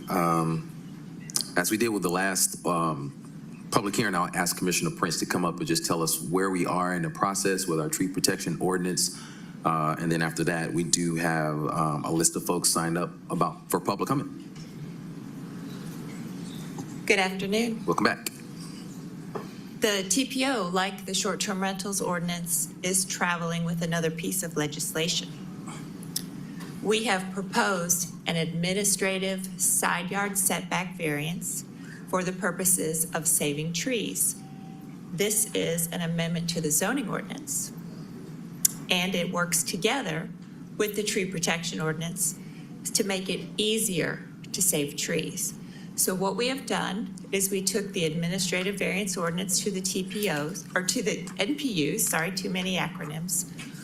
We took the administrative setback variance to the NPUs along with the tree protection ordinance so they could see the big picture. Just exactly the same way we did with the short-term rentals ordinance. We are almost through meeting with all of the NPUs and getting their recommendations. And we're going through everything we have heard from our NPUs, from our community organizations, and from our advocacy groups so that we can come up with maybe a few tweaks to the ordinance so that we can move forward our objectives to save trees. All right, thank you. Any questions, comments from colleagues? Councilmember Bond. Thank you. Thank you, Mr. Chair, and thank you, Commissioner Prince. And I just want to say for the record, because I received a question on a Zoom call last Thursday about the disposition of this ordinance. It had been my expectation that once it had finished its cycle around the NPUs, that we'd be ready to move forward, as this current iteration of the proposal had been in negotiation over the last year, following a process 2 years ago where we had an even larger group negotiating on the points of the ordinance. Now, I have spoken with representatives from the administration, and they have reiterated or repeated what the commissioner has said about wanting it to continue to go to the, I think it's like 3 remaining NPUs that have deferred. And so even though it pains me dearly to have this held one more time after working with some activists, I think almost 9 years now, trying to get a tree ordinance, taking it in taking it relatively over that span of time. I think that we probably won't really get a vote on this until May, because there won't be another committee meeting before our next council meeting on April the 21st next month because of the break. But I would really hope that during that time that the information from the NPUs and the other suggestions will be forwarded to the author of the paper, so that the author can review it with the planning staff and those who are interested to see, that we can finish. I believe that this paper is about 85% complete. And as the great Tip O'Neill and Ronald Reagan often cited, it is better to get 85% of what I would want rather than 0% of what I would want. And so those two great politicians from a far gone era were able to negotiate and come to terms mostly about 85% of what each of them wanted. And so having said that, it was my expectation that we would be able to move this paper today, but given the information that I've received as late, I won't make a motion to take it off the agenda in deference to those NPUs and those former concerns. But I do want to say for the record that over the last year, after Commissioner Prince came on board and they brought on I guess an experienced moderator to moderate groups from both activists and I don't want to call them investors, developers, or those who are interested in developing property. They had a years-long negotiation on where we are now. And so really, despite that, of course, there's always people who come in at the end after a cake has been baked and say, well, you should have put this in it, you should have put that kind of frosting on it. But I think people need to look at this with the long view that this has been going on at least for 9, almost 10 years, almost a decade. And during that time, our tree canopy has suffered greatly. And it's not only, I would submit to you today, that it's not only in the interest of advocates for trees, of which I am one, that we have a sound, strong tree protection ordinance, but it's also in the interest of those who want to develop, that want to build housing, that want to build residences and make developments in the city of Atlanta, because Atlanta is known for the city of the trees. And most of us, I would assume, have been at least well-traveled in the United States. And I don't want to see my hometown turn into a place where there are no trees, or that it is barren, that the communities that we loved and grew up in have been so lush are no longer that way. And I think that people move to Atlanta because of that lushness, because of that tree canopy, because of the way it looks, because of the shade that it provides, because of the beauty that you find here that you don't find in other major metropolitan areas around the country. So having said all of that, I welcome the comments from the public, and I hope that the comments from the NPU's commissioner can be provided to the author, and that whatever form of tweaking, not major amendments, but tweaking to the ordinance can be advertised and put out to the public prior to the meeting on April the 21st. Because even as the author of the paper, I can reserve the right to pull that paper up on April the 21st if we have agreements on the tweaking, so that we can hurriedly get protections for our tree canopy codified as quickly as possible. So having said that, I will withdraw, Mr. Chair, and welcome the comments from the public. Thank you. Any other comments from colleagues? Oh, I'm sorry. Yeah. Okay. Yeah, I have a suggestion based on what Councilmember Bond just said about having a council work session before the next committee meeting, but I guess I'll hold that till after public comment. Okay, thank you. Any other questions for Commissioner Prince? All right, thank you, Commissioner Prince. We appreciate it. I think, Councilmember Bond, carefully articulated that for those that are here for this item today, it will not be most likely coming off of the held position, that we'll continue to work through this as it goes through the public MPU process, and we'll continue to work through it. But I know it is a desire of this committee, at least, to continue working on this, to see this through. And so I know we are very, very close, and I think it's our desire to continue to push it to make sure that we can make this the best piece of legislation that we can all agree on. That being said, we'll get into our public comments for this hearing item. Each person will have 2 minutes. We'll try to stick to that. We've got a couple of different pages of speakers signed up. So we'll start with Trish Treadwell, William Kellen, and John Eberhardt.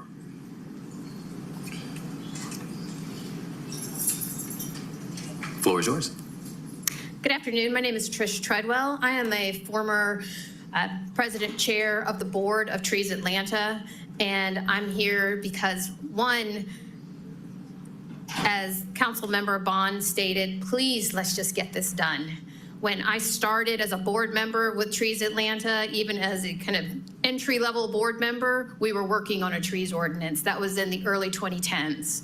When I became president of the board, we had these meetings and worked on a tree ordinance and worked with all of the members of the community on that and with the council members as well. We brought in professionals to moderate it, just like this apparently has been happening over the last few years. In 2019, I left private practice and went to work for the federal government, and so I dropped all of my board memberships as a result to keep any conflicts away. And I am stunned that in the 5 years that I've been with the federal government, this has not moved and gotten completed. I am stunned that in the 5 years that I've been off of the board of Trees Atlanta, stunned, I'm disappointed, but I am hopeful based on Councilmember Bond's comments and sorry, I don't know the name of the woman who was talking. Based on those comments, hopefully that there'll be a resolution to come, hopefully before the summer. But 3 critical points. 1, developers are going to develop, so please don't be cowed by them threatening to not develop in Atlanta just because they have to pay more. If affordable housing is only 10 to 20% of a project, they should not be entitled to a full 100% waiver of their fees. If public trees are destroyed, they must be replaced. Even if it's not inch for inch, I'd love it to be inch for inch. Even if it's not inch for inch, it needs to be at least 1 for 1. I see my time is up. Thank you very much. Next, we have William Kellen. You'll have 2 minutes. Hello, my name is William Killen, also known as Bill Killen. I am simply a concerned citizen, voter, and resident of District 8. So thank you, Mary, for your representation, and thank you, Julian and Matt, for your representation, and to all council members for your time and courage. I moved to Atlanta in 1980. Part of the attraction at moving here was the beautiful tree canopy. But that beautiful tree canopy is steadily disappearing. It's now fallen below the city's own minimum 50% threshold.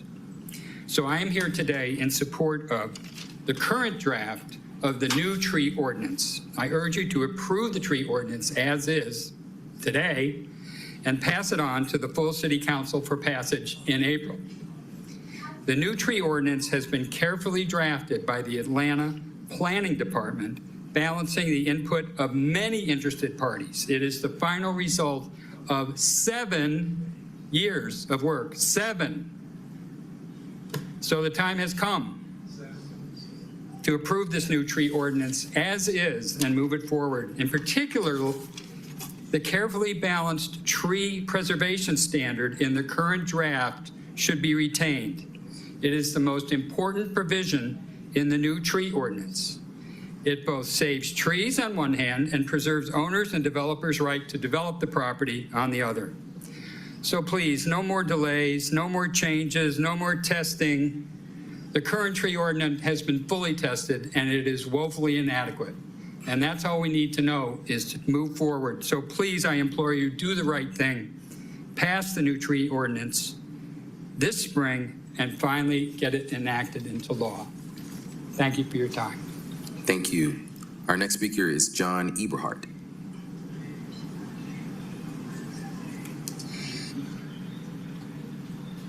You'll have 2 minutes. Honorable council members, I'm John Eberhard. I'm the state director of the League of Humane Voters. We have members who are pledged to vote for candidates who will enact and support environmentally protective legislation. 1/3 of our members live in the city of Atlanta and are active voters. Please vote yes on the full, entire new tree ordinance, including the tree protection ordinance. It is a step forward. The current ordinance doesn't protect trees unless a private citizen appeals. Those are the only trees protected. The city is losing a ½ acre a day of irreplaceable century-old trees, many hardwoods, and substituting stick saplings as if the developer was laying out a toy train set and wanting to be congratulated. These replacement trees they're not a replacement, they're a poor substitute. Again, please vote yes for the full, entire new tree ordinance, including the tree protection ordinance. Thank you. Thank you. Our next speaker is Nabil Hammond. Sorry, I can't see your last name. It's Hammam. Hammam. All right, yeah, my name is Nabil Hammam. I've been a resident of Atlanta for 36 years. I've been an activist for 25 years in zoning and trees. I was asked to serve on the Rewrite Group as a builder and co-chair of the Tree Commission. People discouraged me from, they warned me from participating. They said you would never get anything done, and they'll pull the rug from under you at the last minute. But I agreed because I believe when we all work together, we can make a difference in our city, and I believe an effective tree ordinance is critical to our city. Phase 1 was supposed to address low-hanging fruit, and this update was supposed to address preservation and recompense fees. For the first time in over 2 decades, this draft is not perfect, but it's a great start. Now it's happening again, an effort to delay, supported by people who have consistently expressed no interest in saving trees and who simply want to remove trees and plant if they must. If you're considering another delay, I ask at what point will those who are complaining about saving trees finally agree that we must start saving trees? And I can tell you the answer will be never. Next time and every time, we will have a new reason why it is not time and not now. I hear they're now saying it's a matter of testing, but staff were testing all along. To kick the can down the road, we might save the builders a little money, but it would cost much more in the long run. It would do the city a major disservice and it would discredit our efforts, the city council's efforts, and those of our good mayor. The trees lose every time if we don't fight. We are all working this together. We must do what's right, and no one will if we don't. There are no more low-hanging fruits. There's only one big fruit, and it's ripe. It's time to pick. Thank you. Our next speaker is Carol Holliday. Carol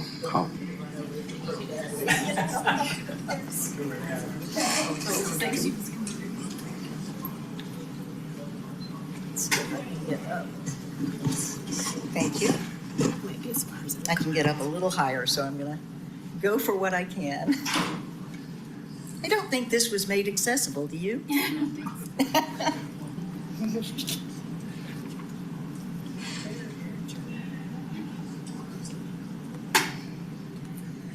Carol Holliday, a 47-year resident of Atlanta. I have followed the recent and the not-so-recent efforts to update the tree ordinance. I have waited as the city hired pricey consultants and sub-consultants from Charleston, Cincinnati, and local. I have been to dozens of public meetings, still no real tree protection. I waited through phase 1 in 2022 when the updates amounted to almost nothing. And I've waited since the spring of 2024 for phase 2, which promised more substantive changes. The current draft, which the city presented to the NPUs in February, looks like an improved, although imperfect, update. Finally. The goals of a tree protection ordinance are simple. Save existing trees whenever we can. And when saving mature trees is not possible, collect sufficient money to plant young trees or buy forested land that we can protect for the long run. Despite all the time, money, meetings, and promises, this draft doesn't offer all that much. For single-family lots, unless a developer wants to cut more than 40% of the trees on a small lot or more than 25% on a larger lot, nothing changes. If developers propose to take out a larger percentage of trees, all they need to do is reduce the amount of grading. This is modest, but an important improvement. However, there are rumblings that the city is now considering removing even this modest preservation standard out of the draft that was presented to the NPUs. If that is true, it would be nothing more than bait and switch. We deserve better from our government. The city now says they would like to beta test it first, along with the zoning ordinance that will pass who knows when. This would mean yet another delay for no good reason. We have the perfect opportunity now. Pass and implement a tree protection ordinance with at least some tree preservation standards before the new zoning code is adopted and implemented. We simply cannot wait any longer. Thank you very much. Thank you. And Ms. Holliday, for future reference, next time we do have a mobile microphone that we can get to you. So sorry about that today. Our next speaker is Kim Shorter. I'll be through in a minute. I have to go down before I move. Take your time. We're just queuing up some folks. Our next speaker, if Kim Shorter is not available, is Karina Newsom. And it might be Corinne, sorry.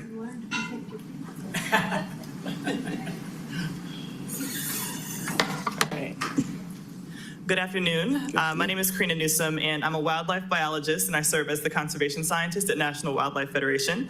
I'm also an advocate for environmental justice and a resident of West Atlanta. I am here, like many others, to urge you to support the residential and subdivision tree preservation standard and to vote yes on the whole of the tree protection ordinance as it stands now. Atlanta's tree canopy is critical to the health and well-being of our residents, communities, and ecosystems. And let me describe what this looks like for some, including myself, on the ground. Before I could afford a reliable car, when I would walk home from work on extremely hot days, I chose routes with tree cover on private properties because without it, I would have had a heat-related medical emergency. Had there been no such routes, my health would have been at risk. When it comes to wildlife, and as an avian ecologist, I'll refer to birds in particular, Atlanta is home to over 300 different species of birds alone, made possible in large part because of our forests. Trees provide shelter from extreme weather, including extreme heat, in the same ways it does for us. They provide a place to raise young. They provide food sources for their long migratory journeys, which range from hundreds to thousands of miles each way. Without a robust tree canopy, energy costs will soar, our electric grid will be stressed during increasingly long periods of intense heat, and we will lose vital habitat for the hundreds of species that call this city home along with us. There are plenty of cities currently serving as cautionary tales when it comes to this. And when it comes to the negative impacts of tree loss, they do, as many of us know, fall heavily along racial and socioeconomic lines. Our tree canopy saves lives. It's one of the most important lines of defense that we have against extreme heat, and it helps to keep people, wildlife, and the ecosystems we share healthy and resilient in a changing climate. We're losing it rapidly, so its protection cannot wait. Again, I urge you to support the full entirety of the current tree protection ordinance as it stands now. Thank you. Our next speaker is Wendell Lane. Wendell Lane. After Wendell, we have Howard Katzman. So, Good afternoon. good afternoon. So I'm actually Karina's husband. She's the smart one, so I mostly copy her homework. Good afternoon. As a proud Atlanta resident, I want to start by saying this is the best city I've had the pleasure of living in. I moved here from Seattle almost 3 years ago. I was pleasantly surprised by just the number of trees that were here. I urge you to pass the tree protection ordinance with the tree preservation standard intact. Cities across America face unprecedented development pressure, but development must be sustainable. Atlanta's identity as a city within a forest is not just a cool nickname, it's a valuable asset that's being diminished with each clear-cut lot. The impacts of tree loss are serious. We face increased flooding, urban heat islands, high infrastructure costs, and deteriorating air quality. Our most vulnerable residents, low-income communities, the elderly, and children suffer the most severe consequences. These communities face higher temperatures, they breathe poor air quality, and have fewer resources to manage increased flooding or higher cooling costs. Every city faces a choice. You could pursue development at any cost or insist on sustainable growth. I urge you to make Atlanta a leader in sustainable urban development by approving this ordinance in May. Our city's identity, our residents' health, and our environmental future depend on your decision. Let's protect what makes Atlanta special for generations to come. Thank you. All right, thank you very much. Next, we have Howard Katzman, then we'll have Chet Tisdale. Good afternoon. In my travels through Atlanta, I see a pattern that keeps repeating, that of single-family teardowns and much larger homes replacing them. The most disturbing aspect is that entire lots are being graded, which means that most, if not all, the trees are being removed. I started working with noted naturalist Catherine Kolb in 2019 to address this. I've provided some photos for you all today, which you should have on your desk, so you've probably seen them or you can look at them. This shows what's routinely happening across our city. We have worked with planning department staff, tree advocates, builders, developers, and architects. Finally, in December of last year, the planning department released a new tree protection ordinance, which Councilmember Bond introduced. I have to say, they got it right by including what we call a single-family preservation standard. This standard will preserve more trees on single-family and guarantee the builder a footprint, the area of the lot on which they need to build their house. I believe it will save them money because decisions about site plans and trees can be made in advance. I am a former builder. I know what it's like to site a house or an addition on a lot and work around the trees. I've done it, and I know it can be done now. And we've talked to builders and developers who are already doing this. The developers complaining about the single-family preservation standard want things to stay the same purely for their convenience. But what is the cost to the public for their convenience? Developers have told us it is too costly to build differently, but the cost increase for market rate housing to build around trees is negligible. And for affordable housing, the new ordinance includes broad discounts. I have carefully reviewed every part of the proposed tree ordinance. It can work. It won't save all the trees, but it will save more than currently. Our government has done a remarkable job to make sure that our city can continue its growth in a way that's more protective of our environment, but enables development. I urge you to vote yes on the whole intact ordinance as soon as possible. And let's get it to the full council for a vote. Thank you. Thank you. Our next speaker is Chet Tisdale.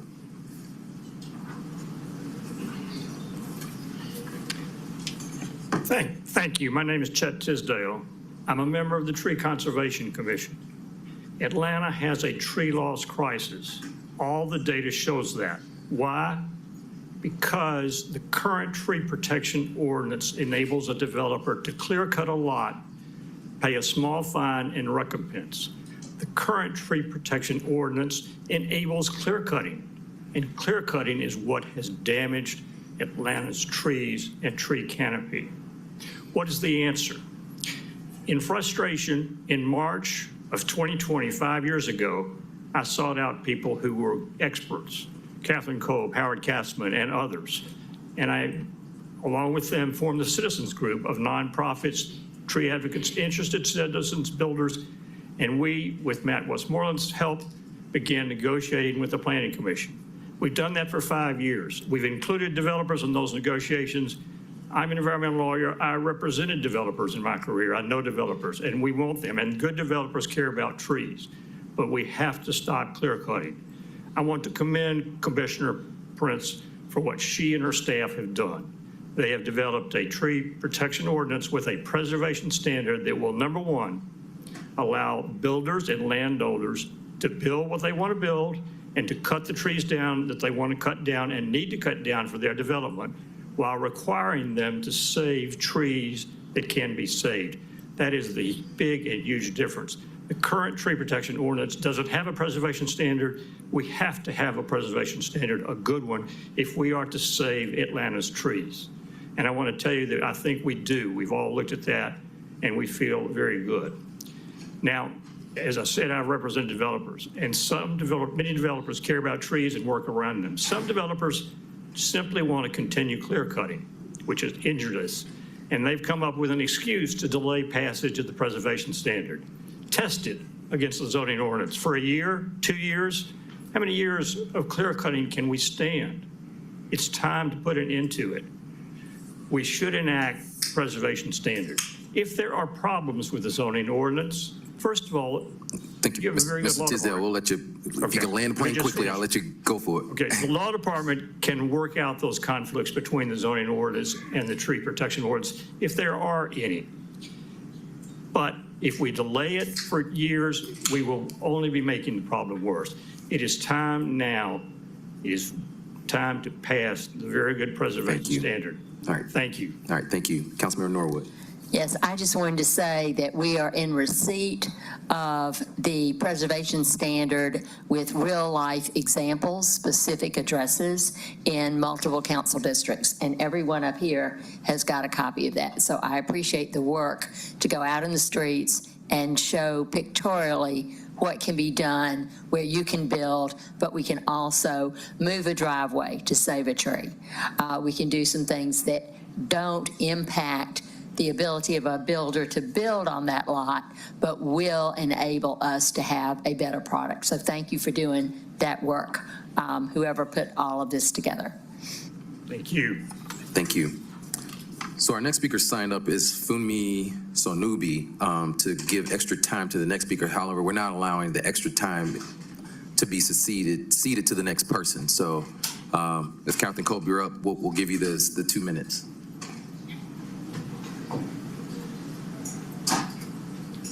Okay, I'll try to go fast here. As everyone here knows, this process has been ongoing for quite a few years. We've been to dozens upon dozens of meetings, task forces, breakout sessions, slideshows, focus groups, cups of coffee, donuts, and danishes, and the occasional fruit cup. We have been through 2 task forces, dozens upon dozens of meetings, and the result is always the same. Everyone except a tiny minority of development lobbyists ask, when can we please have a tree ordinance that protects at least some of our trees, at least in our residential neighborhoods? The planning department, as other people have said, have finally really got it right. We have a tree preservation standard. It's been in the works for years. It's been tested repeatedly. It's already been beta tested.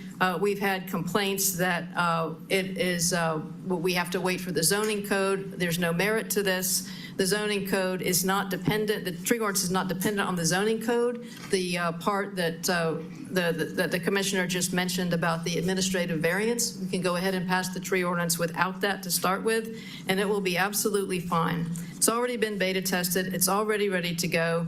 I want to just say, just for a second here, that what the tree preservation standard actually does, and that is it simply preserves trees outside of the building footprint. And it allows a builder to go ahead and use that building footprint. It just saves a few trees on the outside. and prevents the entire lot from being clear cut. I want to just show you guys this right here. I live in Eastlake. I missed the current ordinance doesn't protect trees like this. This tree was cut. It was in a setback. It was on a fence line. It's a fairly rare species. It's a post oak. We counted the rings. It's 280 years old. I happened to miss the appeal on it, and this tree came down. This is what our current ordinance is doing, and we have got new material to vote forward, and I strongly encourage you guys to go ahead and vote that forward as soon as possible in May. Thank you. Thank you. Our next speaker is Jessica Gill. Okay, I'm sorry. I saw that you were on the last speaker, so I just wanted to see, do you have more on your list? Yes, a lot more. So Jessica Gill, and then Judy Yee. Good afternoon, council members. Thank you for your service to the city of Atlanta. My name is Jessica Gill, and I'm representing House ATL today, as well as Habitat for Humanity. I serve as a co-chair on our local policy subcommittee for House ATL. In February of 2025, the House ATL working group was advised that members had concerns about the potential impact the ordinance had on affordable housing development. The subcommittee focused on local policy, comprised of myself and a few other folks who we arranged several meetings with a number of people that have been involved here today, as well as Commissioner Prince. And we're trying to understand the areas of challenge, because we want to make sure that we do preserve the tree canopy, but we also want to make sure that affordable housing is continued to be built here in Atlanta. We endorsed the letter to Commissioner Prince to support the three main recommendations for the TPO to move forward with the high-level goals for the City of Atlanta in Phase 1. Our members do not object to adoption of partial revisions to the existing TPO as follows. We want to agree with increasing the recompense fee and retaining a maximum recompense, create an arborist registration process and adopt the tree classification specifications, and adopt 100% waiver of recompense fees for all affordable housing. Phase 2 suggests revisions that will impose a greater impact on nonprofit and other affordable housing builders and put exclusionary barriers in place which impact the affordability of building starter homes for those between 30% and 120% of the area median income. I would just ask that you respectfully include the House ATL members in Phase 2 discussions. It sounds like that's going to happen soon. Appreciate everything you do. Thank you. Our next speaker is Judy Yee, and you will have 2 minutes. Thank you for the time. I'm here as a resident of Reynoldstown First. I live in the city, and across the street from me and down the street from me are huge houses that are going up that have taken maximum square footage of the footprint and have removed every tree on the lot. This is what I see as an individual. If I didn't work for Trees Atlanta, I would still be concerned, and that's what I hear from this audience. Everyone has a common desire and a natural connection, knowing that trees are an important part of our community. Now, I'm going to put my hat on as a member of Trees Atlanta. I've had the displeasure of working on this tree protection ordinance for 8 years. I look at it all the time, and I'm still confused by it. When I look at it, I am looking at it not because from the division of do I want trees or do I not want trees? Of course we do. We all have that natural connection. That is not what we're arguing here. And when our audience says, let's pass it, let's keep everything together, that's what they're asking for. They're asking for you to please move forward and provide something to protect our trees more. Now, what we get to do is we get to look at the text. 64 pages of dense text, you guys. And when we look at the details, it's our responsibility to represent the interests of the community and say, we love the idea of where this is strong here, where it's protecting trees, but we've identified gaps where we've unintentionally left openings where it will be harmful for the communities. Part of it is spending too much money on staffing instead of reserving the money to replant or buy forested land. And affordable housing. We've gotten feedback from developers who literally say, you're giving up too much. Yes, we want affordable housing to move forward as quickly as possible as we do public projects, but we don't need to give everything away. We know that houses in my neighborhood in Reynoldstown, they're buying houses for $600,000 to tear them down. That's the kind of budget that they're dealing with, and they're telling you it's tree recompense that's standing in the way. I say shenanigans. Listen to the details. We need to be mindful of the details as well as the big picture of saving more trees. We've sent you the paperwork. Please allow us to make these final changes so we can help you push this TPO through and get this done, please. Thank you. Our next speaker is Laura Dobson, then we'll have Dalil Anthony.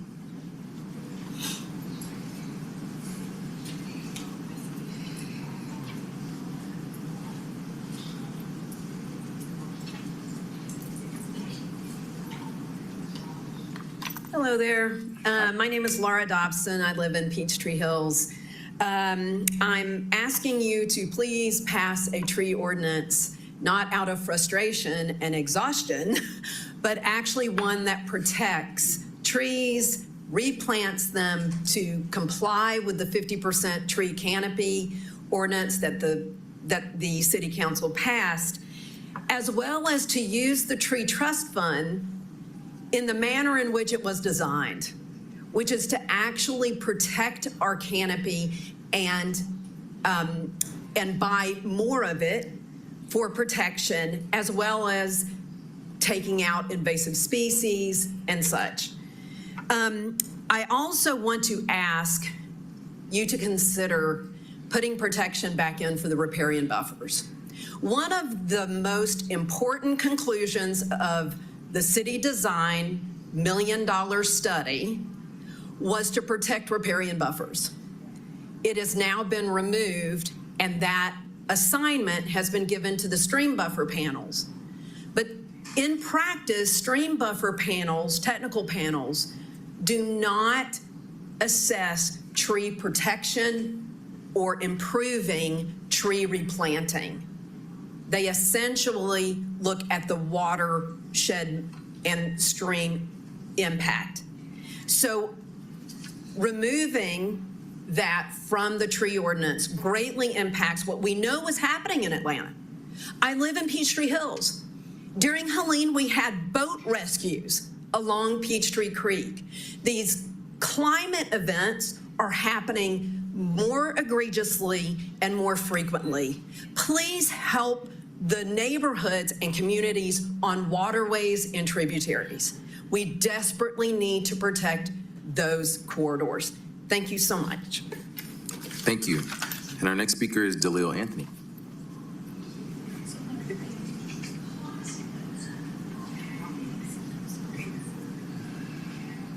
Hi, my name is Dalil Anthony, and I might set the record here for being involved in tree rewrites, except for one other woman who spoke. I started working with the tree ordinance rewrite back in 2010 when we had the consulting group, WRT, interviewing both tree advocates and developers. Anyhow, that effort died. The effort in 2014 died. The effort between 2019 and 21 died. We got a little baby modification back in 2022. Now we have a chance to do something big. And already I'm hearing that this current tree ordinance that you all have proposed is going to be gutted because it's not going to have a tree preservation standard. Well, the only tree preservation standard that's left is for single-family residential. If you gut that, there will be no protection for trees whatsoever. We have given up protection for trees in the setbacks and given up protections for boundary trees in order to get just some protection on single-family residential, which, by the way, is not where the majority of our trees are coming down anymore. It's coming down on multifamily and commercial and industrial properties. So if you get rid of this, you need to think about what, or you delay it with testing, you need to think about what you're going to replace it with in the short term so that we have some protection for our trees. I've also distributed to you all 5 critical gaps that we have in the new tree protection ordinance. Gaps that were not caused by developers, but were caused by the people who wrote the ordinance. These gaps are, first of all, we need a better protection of the trees and the stream buffers and floodplains, as Laura just addressed. We need to be able to direct some of this public tree replacement into purchasing forest for conservation. We need to not let the city bypass the appeals process by labeling something as a landscaping permit. We need to protect the tree trust fund for tree replanting and forest conservation, not use it, burn it all up by paying 20 arborist salaries. And we need to make sure that the discounts for affordable housing are in line with the percentage of affordable housing. Habitat for Humanity is not going to lose out because they do have 100% affordable housing. That's not what we're concerned about. We're concerned about these developers who have 10 Time has expired. 15%. Thank you. Thank you. Our next speaker is DeJohn Williams and then Greg Levine. Good afternoon, everybody. I would like to first thank you all for giving me the time to speak today. I'm here to speak for the expedited approval for our tree protection ordinance. So first, I would like to speak from a personal sense. I am originally from Virginia, where I think almost everyone has a little bit of tree hugger in their DNA. So when I moved down here to Atlanta, I found a tribe and a community of people who are actually pushing this movement into the greater Metro Atlanta. So why I say this is because this revision of the tree protection ordinance, from what I've heard from the community, has actually lasted way too long. So all we need is the help from, especially in such a chaotic federal time, we need the help from our elected officials to continue the protection of our trees.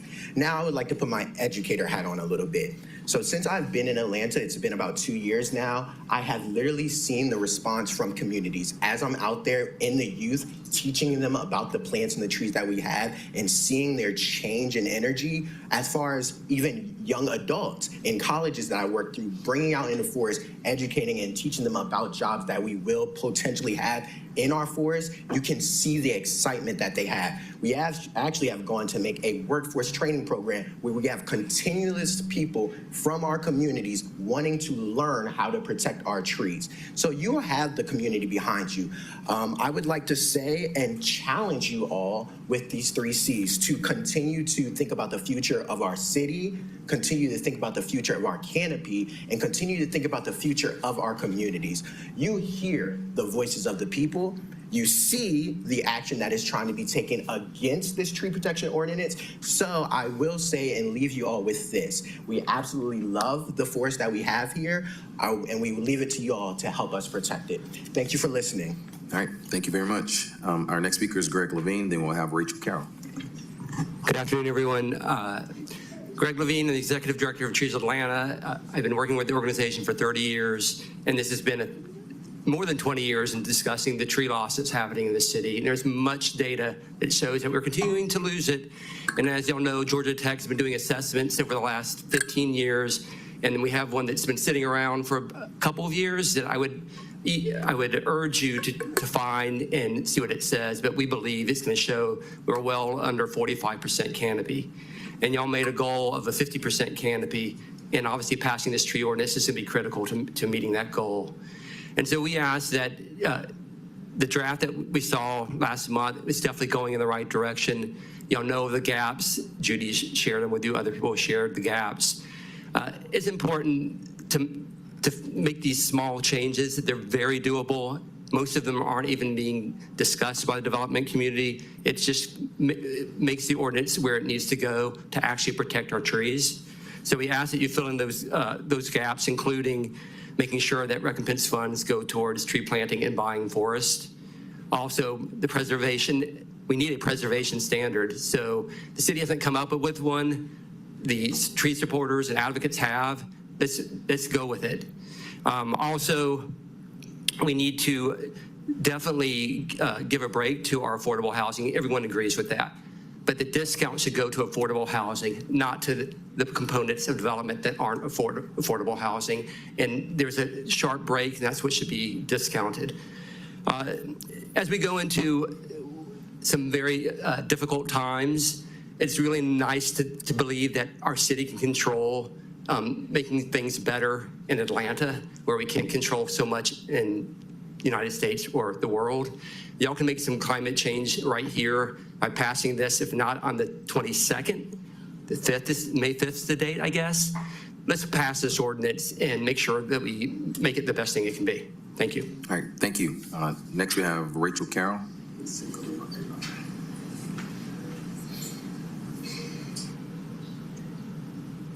Good afternoon. I'm Rachel Carroll, and I'm the Community Engagement Manager for Trees Atlanta. I know many of you have heard from me, and I appreciate your responsiveness. But I am here to say today that the decisions we make regarding the tree protection ordinance will affect our city for decades. We are rapidly losing trees, and each cut down takes decades to replace to the same size and benefits. So we need to improve the preservation standards and be mindful of our city's valuable green infrastructure. As a tree advocate, an employee of Trees Atlanta, and a student of the Atlanta University Center, I urge you to listen and act on the recommendations that we're giving you and the recommendations by everyone here today. And please pass this tree protection ordinance. Thank you. Thank you. Our next speaker is Emily Chesser and then Michael Paris. Good afternoon, Councilmember Winston and members of this committee. What would you do if it was announced that Cascade Springs Nature Preserve was slated to be clear-cut and graded to dirt this year? Would you approve 120 acres of trees in that city park to be clear-cut this year and every year for 10 years? That's a shocking idea, but that's the same amount of loss that has happened while we've been waiting for a new tree protection ordinance. 2 square miles of trees have been removed in Atlanta between 2008 and 2018. Trees are being destroyed as if they have no purpose, but their purpose couldn't be more clear. Trees provide shade for people walking our streets, clean the air we breathe, and cool rising temperatures in our city. We need a better tree protection ordinance now, not later. The impact of tree loss is already showing in our city, and the trees we remove today are going to mean increased costs to taxpayers to build costly solutions. Everyone suffers as a whole, while investors and developers take away trees to maximize their profits. I urge you to close the gaps in the existing draft of the tree protection ordinance that have been identified by Trees Atlanta and other tree experts in our community. Thank you. Thank you. Next speaker is Michael Paris. And then we'll have Sarah Bowles.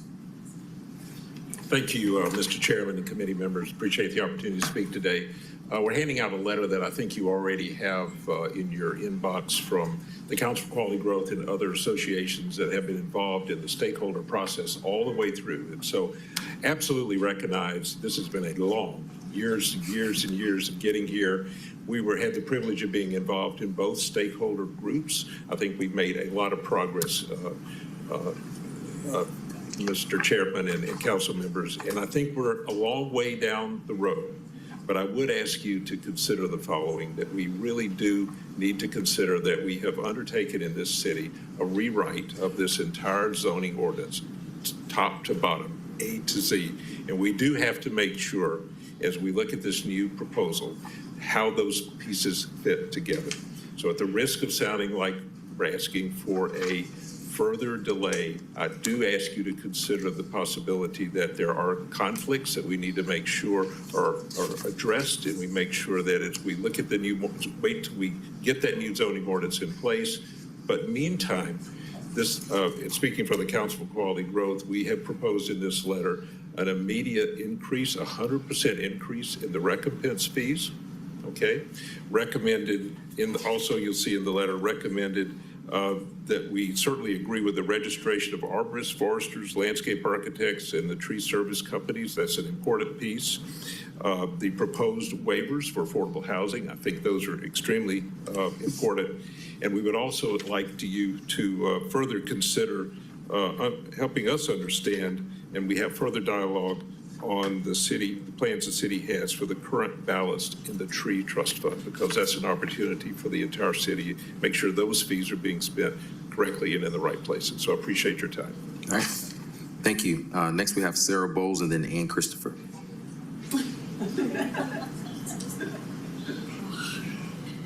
Everybody's laughing because they know how inarticulate I am, but I would just like to say that, first of all, I was born in Atlanta, so I've seen all the changes over the years. I've also been on the Tree Conservation Commission for 20 pounds in a couple shades of gray years now. I've also been a volunteer with Trees Atlanta for that many years.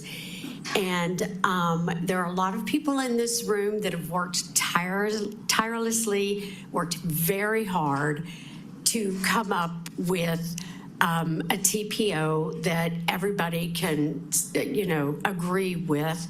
And so I urge you, please, to move ahead and get this thing passed. I think everybody here is really tired and exhausted. And I'm sure you're tired of hearing about it as well. So please just let's all get this thing passed. Thank you. All right, thank you. Next we had Ann Christopher. Okay, and then Jim Kolstad. I didn't sign up to speak, but I covered the co-chair, that's Kelly, who would like to speak. Okay. Okay. All right. Anyone else that's in the room? You said Kelly? Yeah, Kelly Draper. Actually, I do have your name here. Sorry. On the list? Yep, you are on another page, so I do. Oh, Yes, okay. but come on I up. left to get my daughter from school on time, or aftercare. Hi, everyone. Thanks for being here. I'm happy to be here with you. My name's Kelly Draper, and I live in the Edgewood neighborhood. Councilperson Bakhtiari is my representative, and I've been a City of Atlanta resident for 19 years. I moved here because I saw the hope for sustainable development and came here to work at a nonprofit called South Face, and I have remained involved in promoting sustainable development ever since. I'm here today to beseech you not to remove the new preservation standard from the TPO. Doing so would remove the tree protection from the tree protection ordinance. I urge you to vote yes on the entire new tree protection ordinance that has been approved and vetted by the Planning Department, and not to delay passing this complete new tree protection ordinance this spring. Atlanta is the 5th worst U.S. city for tree loss, and the Planning Department report shows that our city's rate of tree removal is accelerating every year, exacerbating the urban heat island effect. As temperatures continue to rise in Atlanta, those who already bear the heaviest burdens will suffer the most. Many will not be able to afford to keep the AC going long enough or strong enough. This past May, the mayor's office put out a press release announcing the establishment of the Atlanta Community Energy Trust Fund, and Dickens was quoted saying, close to 50,000 households are energy burdened within our city, and we're constantly searching for ways to help. Well, taking the tree preservation standard out of the TPO is anything but helping those energy burdened households that Mayor Dickens was referring to. Our mature native canopy also plays an indispensable role in watershed health. I have some science here on that. I can give you more as well. But I think we all know watershed health will in turn impact our climate locally and beyond. I'm asking you to connect the dots, and what I want to ask is, will City of Atlanta leaders continue to tout their concern for the climate crisis, yet continue to make decisions that exacerbate it? Or will you lead courageously? I hope the latter. I hope you'll boldly lead Atlanta toward a resilient future and pass the complete new tree protection ordinance in its entirety this spring. Thank you. Thank you. So did we miss anyone that might have signed one of our other sheets? What's your name? Frankie Elliott. Okay, Frankie Elliott. Okay. Okay, you'll have 2 minutes.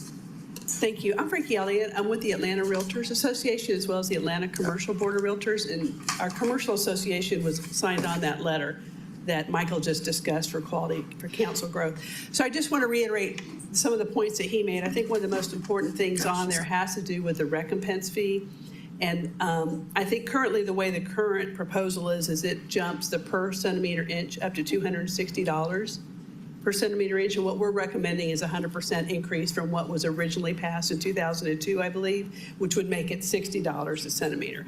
So the other issue, though, which is something that has come to our attention on the residential side over the last 4 or 5 months, which affects this ordinance substantially when it comes to single-family residents, And it's not something that necessarily would delay this, but we are hearing more and more from our members that property insurance carriers are starting to either decline coverage when it comes time to reinstate a coverage or not writing it at all because of tree canopies overcoming on houses. I've reached out to individuals that work within the insurance underwriter agency, trying to get an idea of what insurance companies are looking at when they decide to cancel a policy or to not rewrite one, right?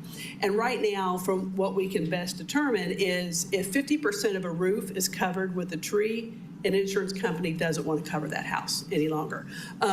I worked in Florida for 30 years and worked through property representation, went through all the hurricanes and saw what property insurance happened in Florida. We're starting to see this a little bit more and more in Georgia just because, as someone else mentioned earlier, with the climate events that have been coming on. I bring this up to say I would really love the opportunity to work with city staff and maybe doing some kind of opportunity for a homeowner if they are in a situation where they might come up with a potential insurance coverage policy, that there be some latitude provided from the city. In other words, if they're required to cut a tree down or something like that, then there's some provisions that would allow them to do that without there being an enormous cost or having to replace a tree. So that's something I think we can work on with the city as we go through this process where it wouldn't necessarily have to delay it. And just in closing, and we've worked together with the city staff and with the tree groups, all that, we still have a real issue with trying to get good accounting on what's going on with the tree trust fund. And I agree with a couple of the other people that talked about the fact that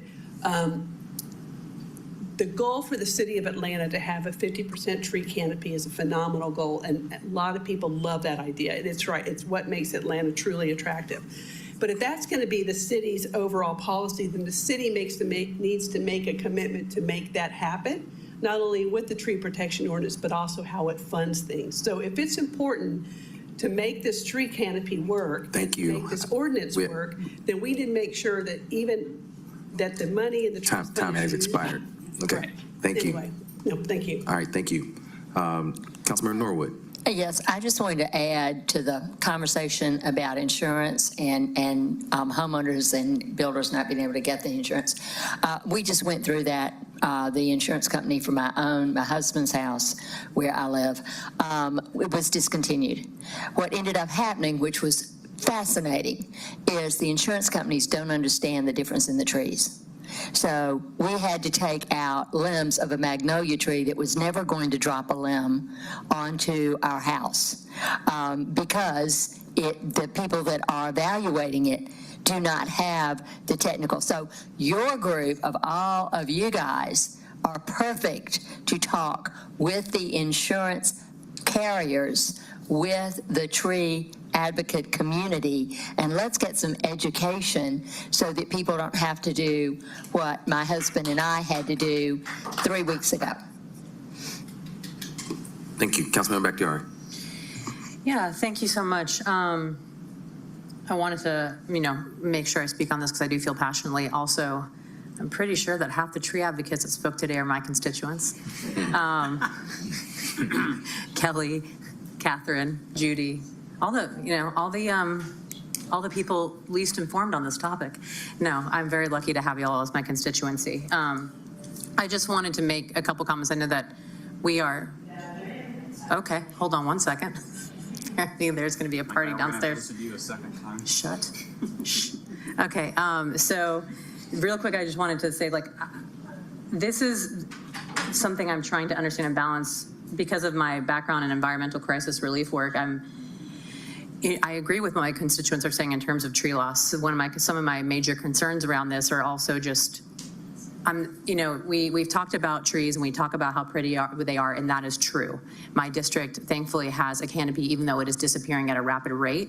My concern when we talk about trees is also looking at parts of District 1, parts of District 3, District 4, District 9, District 10, 11, and 12, areas that have been segregated by redlining, who have become massive heat island deserts because of over industrial work, because again, parking lots in poor Black neighborhoods where again, redlining took place. So I want to make sure, one, we're not discussing 50% canopy on the east side or the north side of the city, but equitably across the board.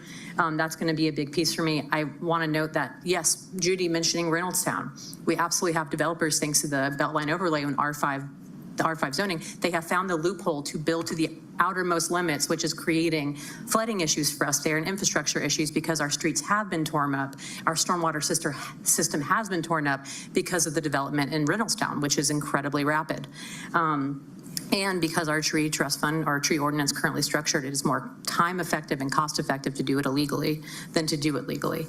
And I want to just state all the facts here. And yes, invasives, to the woman who spoke about our bird population, invasive species are completely starving our local wildlife, which is not something we think about when we talk about this issue. We have to look at the fact that we have a stormwater plan that we are talking about replacing in 500 years as infrastructure. We need to be looking at we need to be aggressively shortening that timeline because we are talking about climate disasters. And I don't mean natural because they're not natural. I mean disasters that are occurring because of climate change. And we know this because we are seeing Atlanta in terms of rapidly worsening air quality because of our heat island effect. Energy burden is currently the leading cause of displacement in the city of Atlanta, especially for seniors and renters. And trees are a natural wind barrier. They are a natural shade. They help with utility costs. These are all things I am trying to factor into this conversation, while also simultaneously saying, yes, due to the lawsuit against Integral and Atlanta Housing, we have also seen a complete gutting of our affordable market. Those are real things. And as we know, costs are going up, inflation, tariffs, wars, it's going to become harder to build housing. I hate the fact that this conversation has become housing versus green space and why we're not building housing into our green spaces and looking at less sprawl, because yes, I understand people wanting a backyard, but I also understand the need for housing and the need for trees and finding a way to balance those things.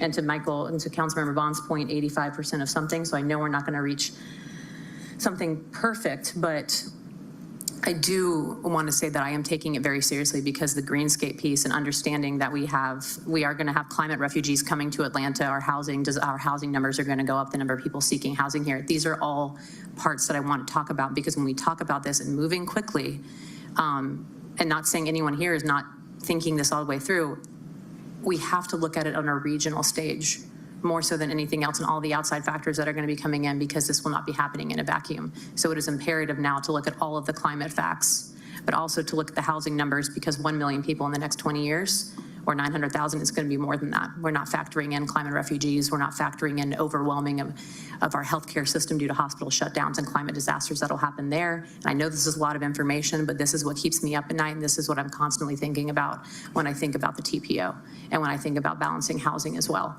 So it's not me trying to pit one against the other. It's that I look at climate change as probably our largest threat, but I also, because if we don't have breathable air and water in a state that consistently legalizes or reduces setbacks, which is why, which is due to higher pollution, all of these things. My point in saying is that I'm going to be talking to each of you further because there's always something more for me to learn. And before the next conversation, I would actually like to ask the tree advocates something, and I'm asking this on the record, asking for your help. I know that using the trust fund for staffing is something that you're adamantly against, and I understand that. I am asking you to assist me because we're talking about 10% cuts across the board for our staffing because of what's happening at a federal level, and we know that money is getting dried up. And I mean, we should really be applauding city planning because they're being strapped with zoning 2.0, CDP, the tree protection ordinance, STRs, everything, and they're trying to pull this through. And my ask is, we know that they're understaffed, and knowing that there's going to be 10% cuts across the board and we don't have the staff to enforce, I ask you to help me think through where that funding can come from, because if we were to pass it today and we don't pass something for infrastructure to support staff, it wouldn't be enforced. So I'm also asking if you can help me think through that, because I understand the fear about using the trust fund for staffing. I'm also really concerned that we won't have the money to staff, and that even if we pass this, or I'm sorry, when we pass this, that we will not have the staff to enforce it because they're already completely overburdened. So I just want to name that, not as a way to deter us, but it's just fact. And I'm asking for your help as experts and as people who have been at the table for this. So please, need your assistance. Thank you. Thank you, Councilmember Bakhtiari. Councilmember Bond.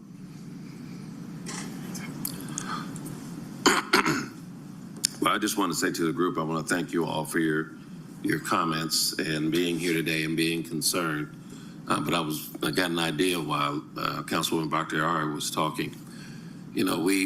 That's the tree recompense fund. Is not the only fund where we pay employees out of. We pay employees out of the park improvement fund. And I think there's a 10% cap on that. And we recently increased the park, we doubled it, right? So, but I think the 10% cap is still in place on that. One of the things that we can look at and we can discuss this, I mean, I'm not taking the break off.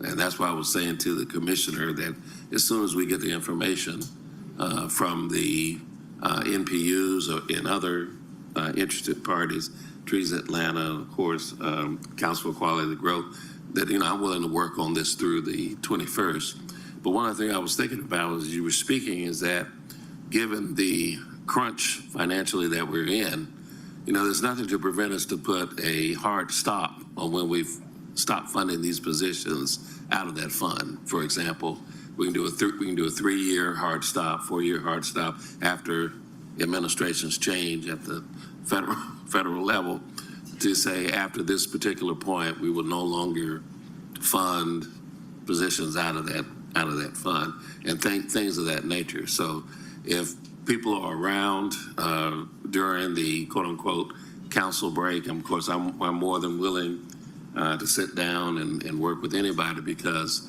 whether we moved it out or out of committee today or not, you know, as the author of the paper, I still have the right to call it up on the 21st. And that was always my particular goal.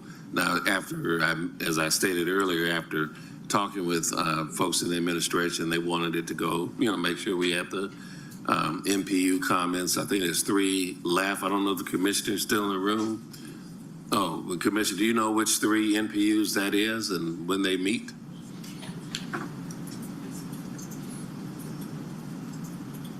We've been splitting up the NPU meetings between myself and my 2 deputy commissioners. I have one on my calendar, which is NPU E. It would be on April 1st.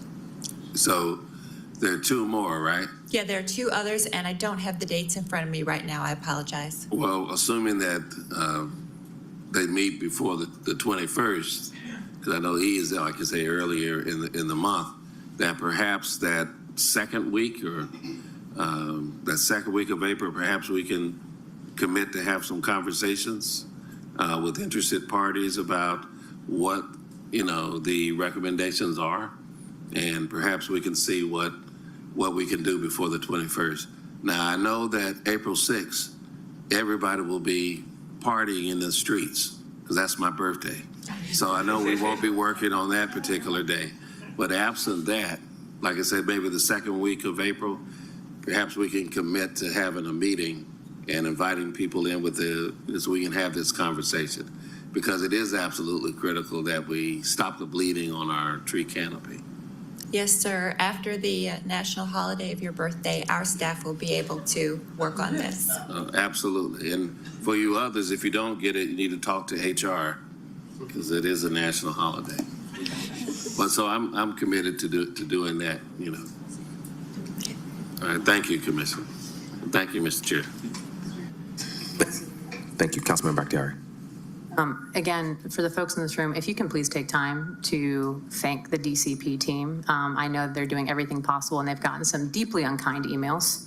I want to say for the record that city planning does not hate trees, so please stop writing them saying that, and understand that they are working, not saying anyone in this room is, but they are getting a lot of hate mail, and I just want to say thank y'all for all of this and for doing, I mean, you've taken on a tremendous amount of work, so thank you. Thank you. Other comments? Thank you. From colleagues? Councilmember Dozier. Thank you, Mr. Chair. I just wanted to be brief. I've been listening to all the comments and all the conversations and all the passion and excitement about this issue. I just want to say, personally, I'm a little embarrassed. And I say that because I was Councilmember Winston's predecessor as the chair of the Community Development and Human Services Committee. And in the first couple months that I served as the chair of this committee, I was convinced we were going to have a new TPO ready to vote on and be done with this. I know this is something that all the folks in this room have been working on for over a decade, and I was excited to help get it over the finish line. And here I am, 3 years later. I'm the vice chair of the committee, but here we are still talking about this particular piece of legislation. And I hate that we haven't gotten it done yet, but I look forward to making sure we finally get it over the finish line. And I just want to say thank y'all so much for inviting me into your homes, inviting me. I know I spent some time with Catherine and Howard, and we did a tour across the city. Had several meetings with the folks at the council and our folks in the development community. Greg, you've been and Judy, both y'all have been passionate advocates for trees across the city. And I'm glad we're finally close to the finish line. The light is at the end of the tunnel. Thankfully, that light is not a train, but we want to make sure that we can get this thing done, and I'm here to make sure that happens. I just hate that's taking this so long, but thank you to my colleagues for being just stalwarts on this issue and making sure we can move the football as close to the end zone as humanly possible. So we're almost there, but just thank y'all for the advocacy and the passions that y'all displayed today and through this process. Well, we thank the DCP team, Councilman Dozier, for your help getting us to this point. And I feel confident as chair that we have a group on this committee that is looking to take us to the finish line. So thank you all for your hard work on this. We do have a robust agenda still ahead of us. So I'm going to make a motion to exit the public comment. We have a second. If you can please open the vote. Yes, the public hearing. The vote is open. Forgot to say something. Sure.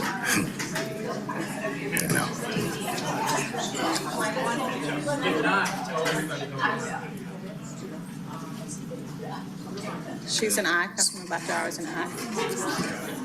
The vote is closed. 6 yeas, 0 nays. The public hearing is closed.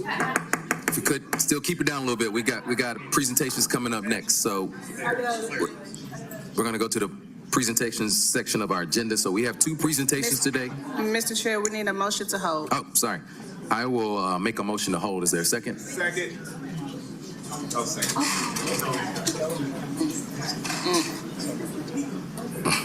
The vote is open.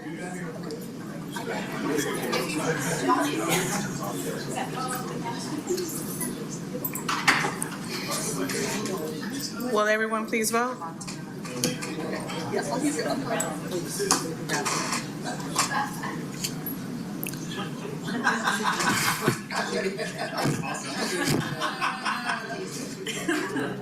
The vote is closed. 5 yeas, 1 nay. This item is held in committee. Thank you. Now this takes us to the presentation section of our agenda. We have 2 presentations. We will start with the Atlanta Department of Labor and Employment Services quarterly update. We have Interim Commissioner Teresa Austin Gibbons.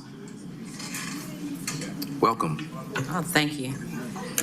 All right, it's a pleasure to be before you today to give the update for the Atlanta Department of Labor and Employment Services. Mayor Dickens' 4 pillars in our progress. Each one of our programs that we operate, we ensure that we are aligning with the mayor's 4 pillars of moving Atlanta forward. Oh, all right, our finance department, which is led by our Deputy Commissioner, Dr. Walker. We have our FY25 budget updates. Our federal grants total about $3.6 million, with our summer youth employment funding at $2 million, and we thank the council for that approval last year for this funding to move that forward. Our general funds as well at $1 million, and our private sector grants, which are the Annie E. Casey Foundation and the Arthur M. Blank Family Foundation at about $568,000. We are trending right now in this third quarter to expend all of our funding for our federal funds, which are our youth, adult, and dislocated workers, as well as our Quest grant and general funds and SYP. And it looks like we're not going to expend that, but we will, because all of the programming happens during the summer months when the youth are out of school. Our labor and innovation, which is also under our Deputy Commissioner, Dr. Walker, and led also by Ms. Embry. So the Atlanta Department of Labor has recent initiative was to release the Employee Bill of Rights, which is on our website. And this Bill of Rights was to commit to the ethical public service so it can provide clear guidance for our employees here in the city of Atlanta and how to uphold integrity and accountability, and also how to engage when there are investigations going on. We wanted to make sure that it was effective The mayor's effective and ethical government pillars were also included in these Bill of Rights, and also for clarity with the administrative investigation. So that was released, and the guide also was released, and there will be training for all city employees in the next few weeks that will be sent out through our Learning Center. The Labor Rights Education Program, LRAP, as we affectionately call it, the strong community partnerships. We have 3 dedicated organizations, which are Georgia Stand Up, as well as the Atlanta North Georgia Labor Council, as well as Partnership for Southern Equity. They received the 3 grants in the amount of $20,000 to ensure that the public was educated when it came to labor rights education.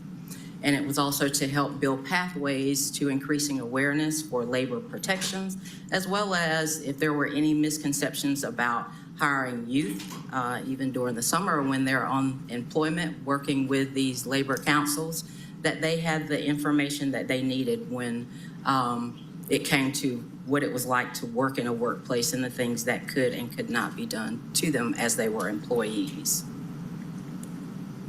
Our workforce services, this is led by Ms. Sonia Wilson-Westmoreland, and she's here with us today.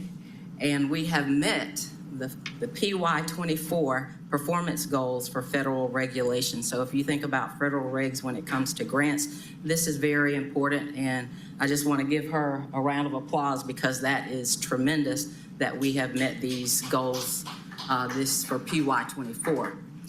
On the heels of that, our annual monitoring, this is the really big one. If you think back to, I look back at 2017 all the way up to 2024. From 2017 up to 2021, there were 49 findings, federal findings for our grants. Over the last 2 years, under the leadership of Ms. Wilson-Westmoreland, the city of Atlanta can say they have received 2 years straight 0 findings, which also deserves a round of applause. From July to February of this year, we have seen serviced over 427 customers. That's in the door all the way through training to employment. Again, we've also launched our Annie E. Casey as well as our Arthur M. Blank Family Foundation grants. And these are grants, the Annie E. Casey serves individuals who are in English Avenue and Vine City from 18 to 24. Those individuals we want to ensure when they leave SYEP, the Summer Youth Employment Program, that they are going into permanent employment. And you'll hear a little bit more about that in a moment. Our progression, we've had and hosted 5 career and resource fairs engaging 65 employers across the city. And again, we've also launched our education pilot, the LRAP, which has trained 510 employees and 48 employers in the city of Atlanta. We've also had some primary resource fairs for job placement with FedEx that placed 39 individuals and other employers that placed 18 with an average wage of about $20 an hour. So I think that is really good for individuals within the city, and we will continue to work towards that mark. Success story, Mr. Marcus Hodge, he came in and was interested in getting his CDL. He attended Roadmaster Driving School. That was in September of last year. In October, 30 days later, he received his CDL and is now currently employed as a CDL driver with the Coca-Cola as of January of this year. Our signature programs, which you all have probably heard about and received our email. This is our flyer. The portal is currently open. Our program dates are from June to August of this year, serving individuals between the ages of 14 to 24 in our signature programs, as well as working with employers around the city to ensure that individuals are placed and they are getting job readiness skills. They will go through de-escalation as they do every year, as well as financial literacy training. So when they receive their pay every other week, that they are making sure that they are saving and they know how to budget. So that's going to be important moving forward. Our Summer Youth Workforce Development Series, this is also open to our Summer Youth Employment Program. We are partnering with the YMCA and Annie E. Casey.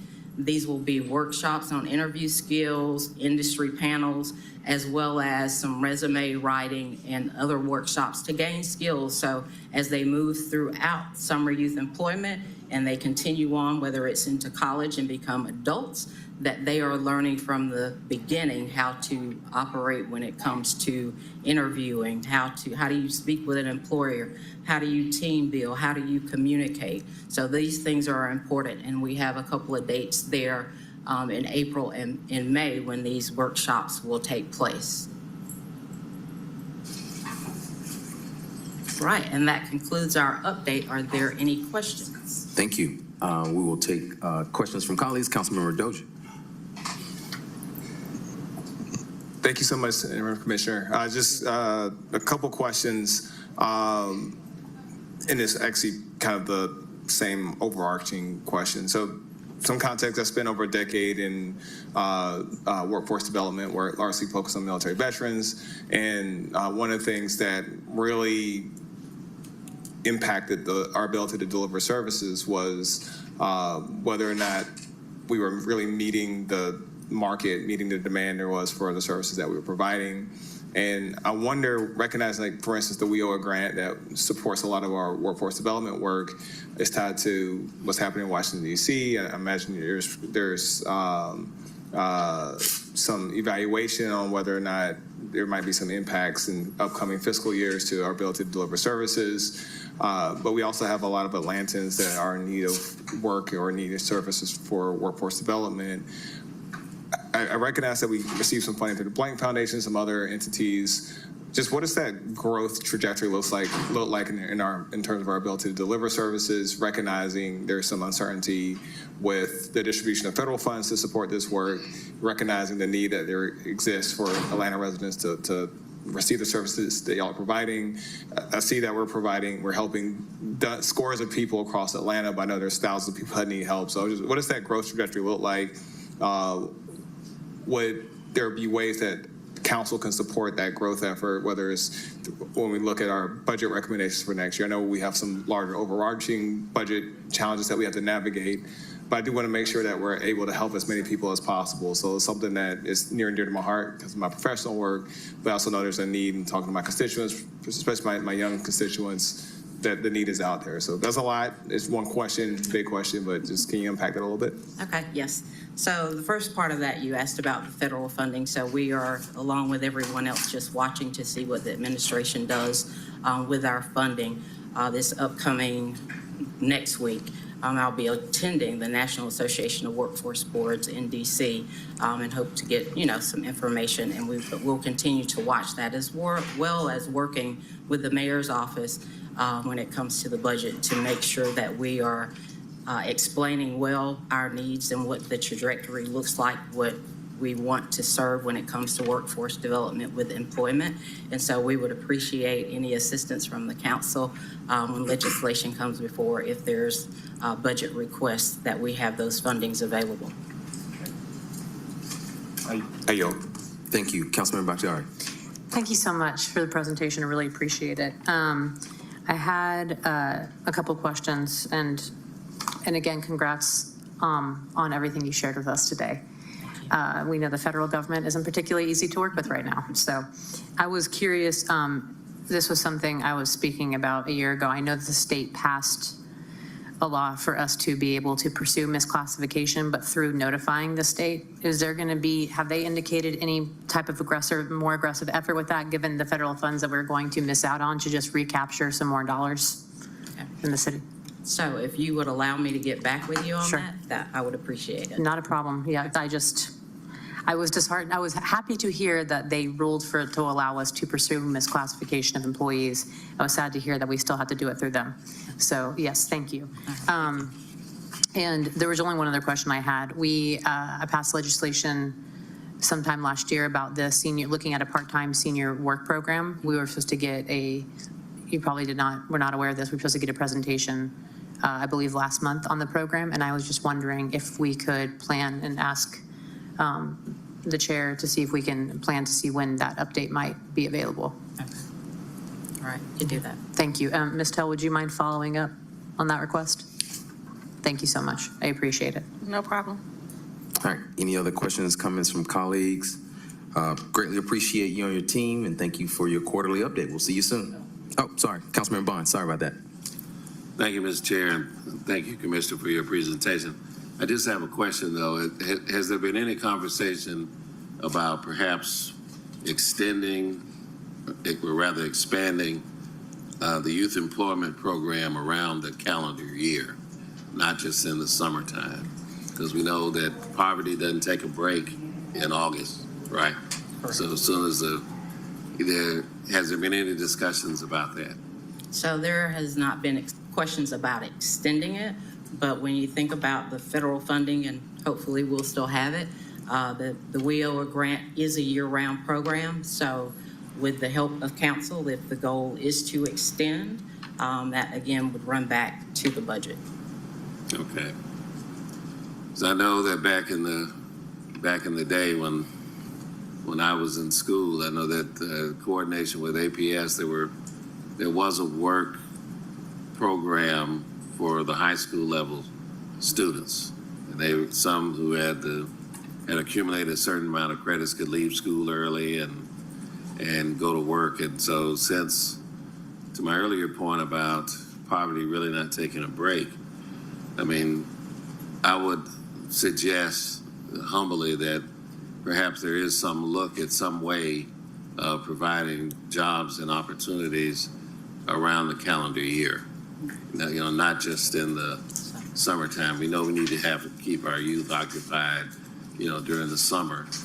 Because one of the things that always has amazed me and disappointed me at the same time is that it's not just the Atlanta city government, but all governments lament the summertime because they say, oh, well, youth crime is going to go up because these youth don't have anything to do and they're not in school. And it always has amazed me is like, well, why not make them go to school, right? Why not occupy their time and provide them with activities so that you don't have this spike every year, that that's something that we just kind of clench our teeth and kind of try to ride through. So if there is something that can be done, a way of programming, I don't know I know we're on the council side, and I don't know if this is tied to the same grant, is our own internship program that Ms.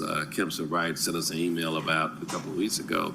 But even with that, I mean, if it could be extended, around the school year so that there's more opportunity to assist these young people in contributing to their households and ameliorating some of these effects of these borderline poverty households, I would hope that you all could take a look at that and report back to us. Okay. And we do partner with APS, the CTAE instructors, which is the work-based learning. Mm-hmm. And so that's a partnership that we do have because they're actually in work-based learning during the school year, and then the natural slide over is into SYEP.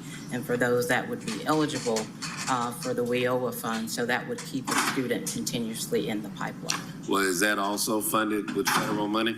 It is. So there needs to be, I guess, given the obvious tea leaves coming out of DC, that it needs to be, that we have to find an alternative way to fund even that. Right. Okay. Well, thank you. Thank you. Thank you.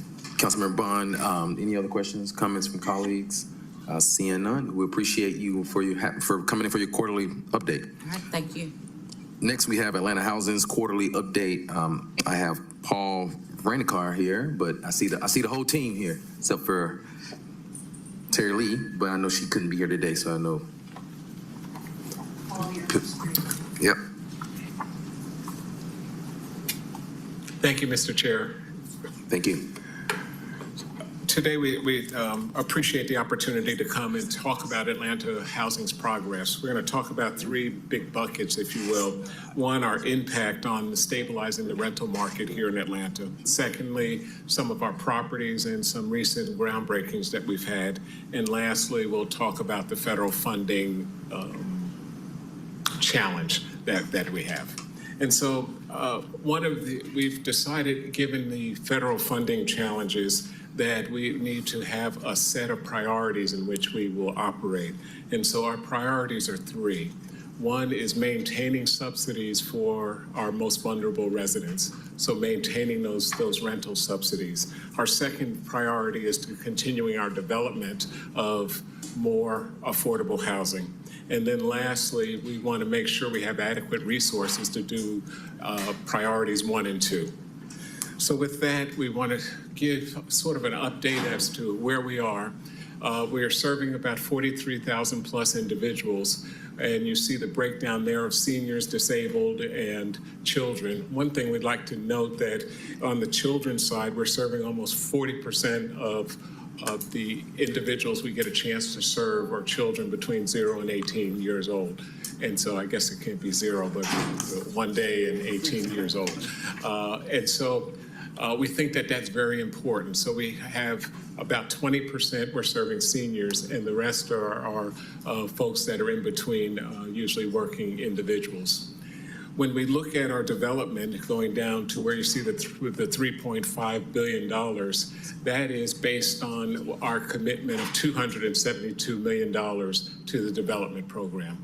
And so when we look at what that's going to categorize, or we see that that's going to be 3.5 million, and it's about 5,300 units. Going up to the top, when we look at what we do every year, we spend about $210 million providing direct subsidy. And that subsidy goes to the landlords that you see there, 2235, supporting 20,000 plus units. The reason we think that's important is because this is that public-private partnership, since most of our landlords are private, and therefore we are incentivizing the landlords, and for many of them, creating wealth. And so we think that that's very, very important. We see, as you've seen before, 96% of our families are low or extremely low. We started looking at what is our impact in the rental stability throughout the broader Atlanta market. And we see in the city of Atlanta, we represent about 18% of the rental units. And so we're trying to increase that as we increase our affordable housing, but we think that's very important, and therefore we have a crucial role in helping with stability. As you know, in our strategic plan, we've talked about creating and preserving 10,000 units. That's 10,000 of the mayor's 20,000 units, but we think we're going to create those by 2027. And we're about 67% there, and you see the breakdown of those units that we are counting, and we're very, very excited about what's happening there. We had some recent groundbreakings. One was at Bowen Homes, at Bowen 1 groundbreaking, and we think that what's going to happen there as we look at the affordable units and the total units in that phase 1 is that we are going to incentivize that entire corridor. And so we are excited about having that. We look at the former Perry Homes, and it's now West Highlands, and we see that we're ready for home ownership there. And so you see what those numbers are, 25 affordable home ownership units and a total of 65 units. And we believe that is helping create wealth also.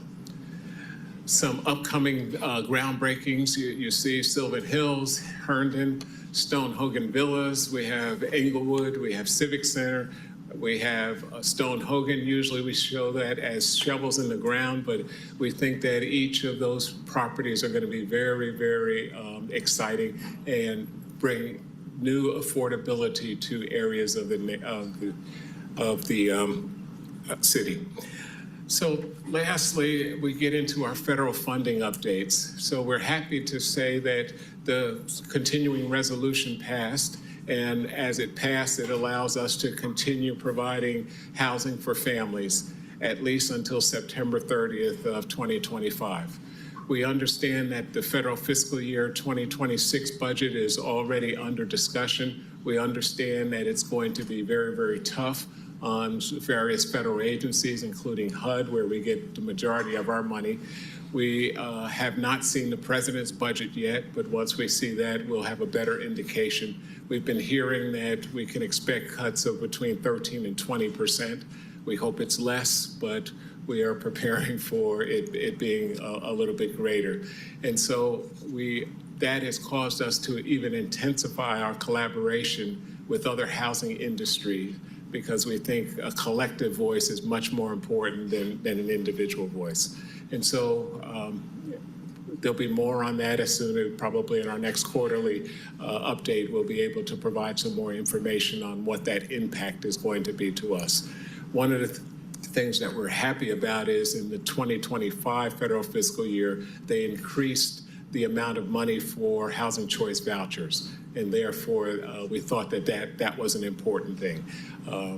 We're not sure that's going to happen in the federal budget for 2026, but we do want to acknowledge good things when they do happen. So we also want to leave you with 30 things that are happening. Her story is happening in about an hour or perhaps less over at Roosevelt Hall. We have an update for Leela Valley. As you know, there's sort of a farm that we're thinking about there. It's Foodwell Alliance that's there, and try to combine some housing there, but keeping in constant contact with the community and the residents of that. We have a home ownership course, but the thing, which is exciting, but the thing we're excited about is we'll have the first State of Atlanta Housing on April 15th. And that will give us an opportunity to talk about where Atlanta housing has been, where we're going, and to solicit support from all that can help. And so I believe you'll have invitations at the gathering spot, and we'd love to see you there. You really honor us by your presence. We also have the senior farmers market, and so that's sort of where we are for this quarter. And if that's all right, I welcome any questions that you might have. Thank you very much for your update. We got questions. We'll start with Councilmember Dozier, then we'll go to Councilmember Bond. Thank you so much. Just a quick question. It's exciting to see the upcoming groundbreakings that y'all have. But one project that's been near and dear to my heart is the McDaniel Glen Phase 5 project in Mechanicsville. Do we have an update on when that might potentially happen? I will get you an update. Thank you so much. You're welcome. Councilmember Bond. Thank you, Mr. Chair, and thank you very much for your presentation today. And of course, our compliments to Terry Lee always. But I had the occasion to hear the HUD secretary, I guess it was a week ago. He was given I can't recall where the speech was, but he talked about the policy that doesn't allow housing authorities to build, I guess it's housing for the unsheltered, low income, larger amounts of low income housing when they do developments. And he was stating that was a policy that he was going to revise. I was actually surprised to hear it. Have you all heard any official communication from HUD as it relates to revising those policies? We haven't heard specifically about that policy, but we have heard that it's an emphasis of HUD to ask the housing industry which regulations are stopping us from quickly providing or preserving affordable housing. And so we've talked with our congressional delegation and chatted a little bit about what those policies might be. We haven't heard about that specific one, but we can check on it and see. Okay. Yeah, because it was, like I said, it was last Tuesday or so, they had his comments on C-SPAN, I think it was. But I guess my next question is that, just out of curiosity, is there anything that prevents the Atlanta Housing Authority from becoming a home builder for single-family homes? It does not, but what we are trying to do is what we do best, and what we do best is provide subsidy and incentivize the private market to build. And so right now we're still staying with third-party builders but we are thinking about whether some of that should come in-house. Okay. Yeah, that's what I was wondering, because I know that as an authority, you're akin to a nonprofit, so you wouldn't necessarily have to make a profit on the homes necessarily, right? Other than recouping the materials that you would have to purchase to build the homes, right? Yes and no. Or something close to that, right? Well, we'd like to make a little profit because we don't know what our federal resources are going to be. So we'd like to find some way to supplement those resources so that we could pour more back into affordable housing. And so you said you all are looking at exploring some of that? Yes, I think we had, 4 homes over in Peoplestown that we were looking at. In Grant Park? Okay, that we were looking at. But right now, we would prefer that the home builders that already do that we contract with them, and perhaps they do it perhaps better and quicker. But we are looking at bringing some of that in-house. But I don't know what that timeline will be. Well, I don't know about anybody else, but I would be very interested in hearing more about that. But okay, well, I withdraw, Mr. Chair. Thank you, and thank you for your presentation. Thank you, Councilmember Bond. Any other questions, comments? Really appreciate you and your team. Excited about new project in Inglewood, in the Chosewood Park community. So thank you all for all your hard work. I know I talked to Mark Morgan. He's out there all the time. And then just wanted to send him, again, a congratulations on adding a new addition to his family. So we appreciate you. Thank you all. Thank you all.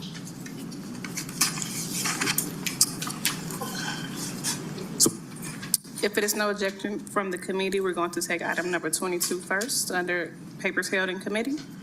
Yes, we would like to take the CDP and other held items first, just because we could be in jeopardy of quorum. So we just want to make sure we take those important items.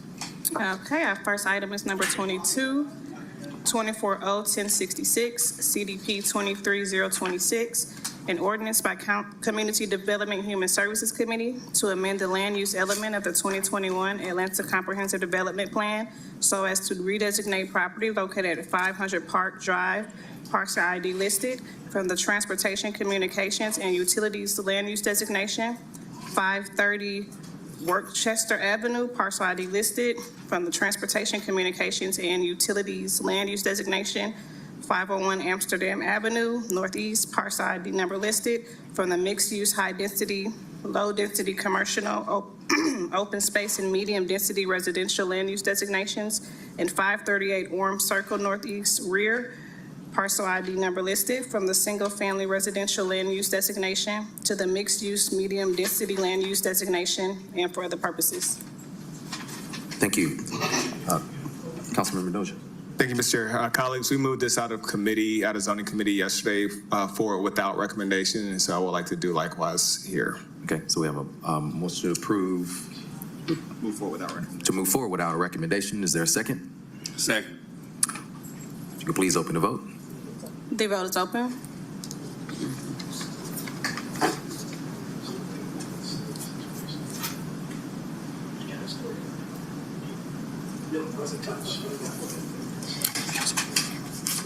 Will everyone please vote?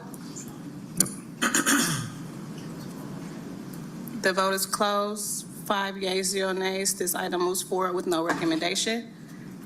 That takes us to item number 28, 250-1065.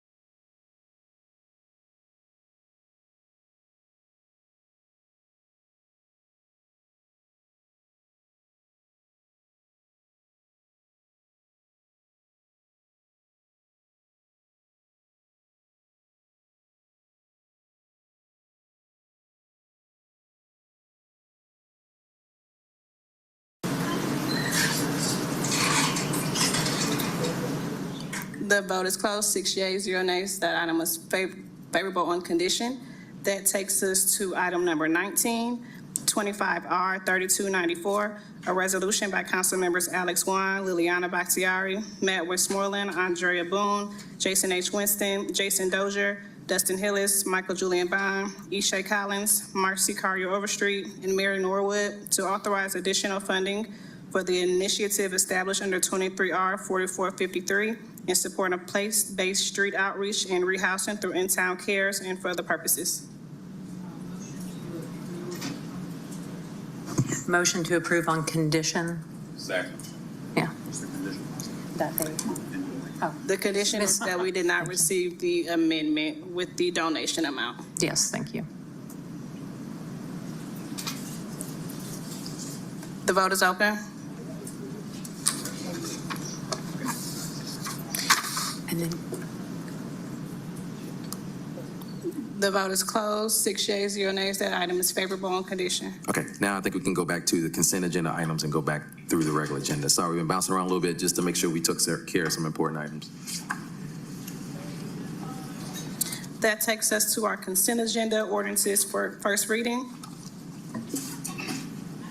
25O1195, an ordinance by Community Development Human Services Committee authorizing the Chief Financial Officer or his designee on behalf of the City of Atlanta to anticipate and appropriate funds in the amount not to exceed $39,230.73 from the Department of Grants and Community Development General Fund account in order to repay the Georgia Department of Community Affairs for the purpose of satisfying disallowed costs for the Neighborhood Stabilization Program 1 grant and for other purposes.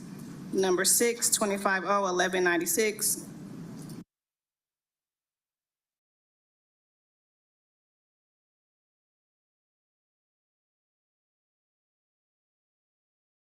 Authorize and ratify the City of Atlanta's submission of grant applications for the 2025 Asphalt Art Initiative Grant from Bloomberg Philanthropies on behalf of the Atlanta Department of City Planning in an amount not to exceed $100,000.00 to be utilized for the installation of artwork within the right-of-way and for other purposes.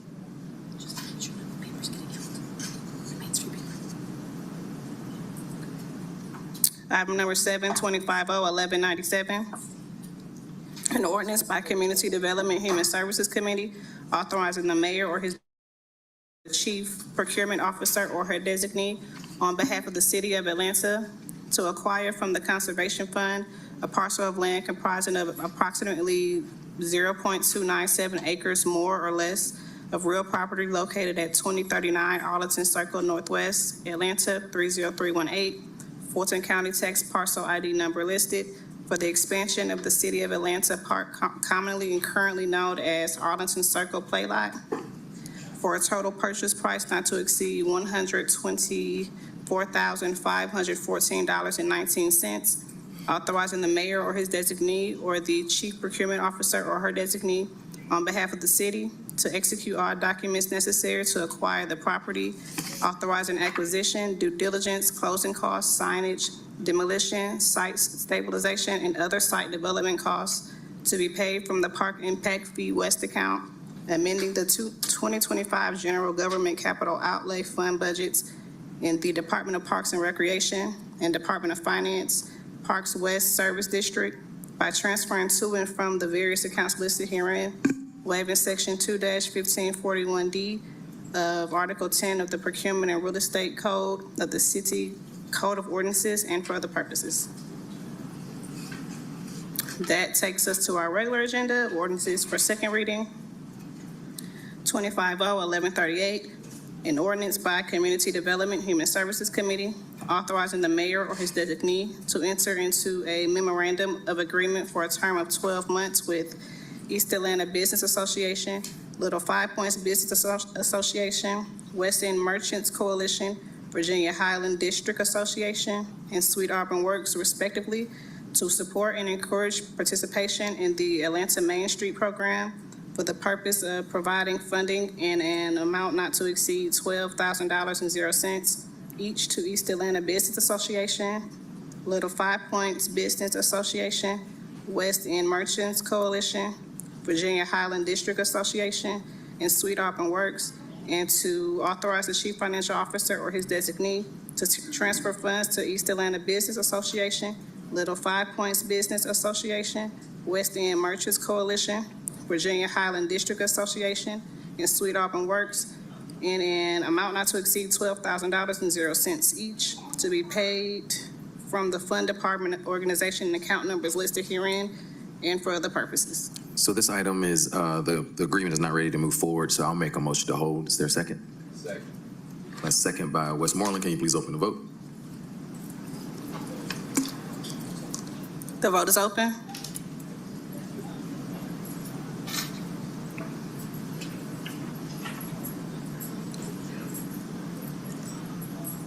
The vote is closed. 5 yeas, 0 nays. This item is favorable. That takes us to number 9, 25-0-1155. I'm sorry, that item was held in committee. Okay. That takes us to item number 9, 25-0-1155. An ordinance by Councilmember Liliana Battiari to waive Section 15-07.006 of the Land Subdivision Ordinance of the City of Atlanta for the purposes of facilitating an acknowledgement of 2856 Tupelo Street Southeast as to separate lots substantially consistent with the historic configuration and prevailing plat pattern and for other purposes. I'll make a motion to approve. And second by Bond. Can you please open the vote? Sorry. The vote is open.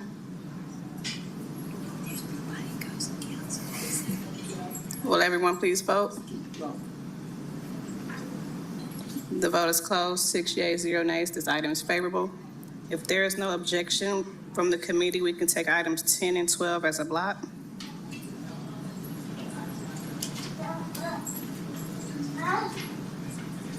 Yes, okay. Item number 10, 25-0-1157, an ordinance by Councilmember Michael Julian Bond authorizing the mayor or his designee on behalf of the City of Atlanta to execute a ground lease agreement with Partners for Home for property located at 405 Cooper Street Southwest, Atlanta, GA, 30312, Atlanta, Fulton County, Georgia, tax parcel ID number listed, for a lease term not to exceed 20 years, to be used to develop quick delivery housing on public land as part of the City of Atlanta's Rapid Housing Initiative, waiving the competitive procurement provisions contained in Article 10, Procurement and Real Estate Code of the City Code of Ordinances, and for other purposes.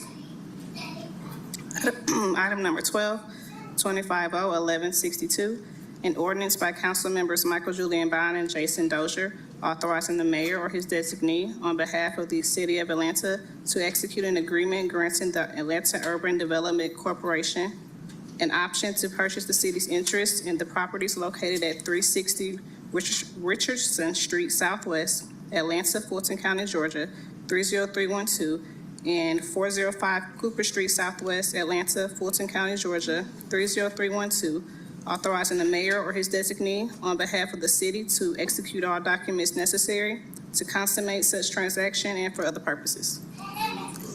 Got a motion to approve by Councilmember Bond. I know Councilman Dozier to speak to this legislation. Yes, I'm going to second this legislation. I just want to say this is a momentous step to move this project forward. Mechanicsville community has been working with the mayor's office, has been working with Partners for Home and other core agencies across the city to make sure that we get a product that's going to be additive to the quality of life in the Mechanicsville community. And so I'm glad that we're going to be able to take this momentum step forward. We still have more work to do to ensure that not only we can support our unsheltered population, but also make sure that we make Mechanicsville one of the best communities to live in the city. So I'm excited to second this legislation. Thank you, Councilman Bond, for leading and introducing this legislation, and I'm ready to vote. All right. So we have a motion to approve. It's been properly seconded by Councilmember Dozier. You can please open the vote. The vote is open.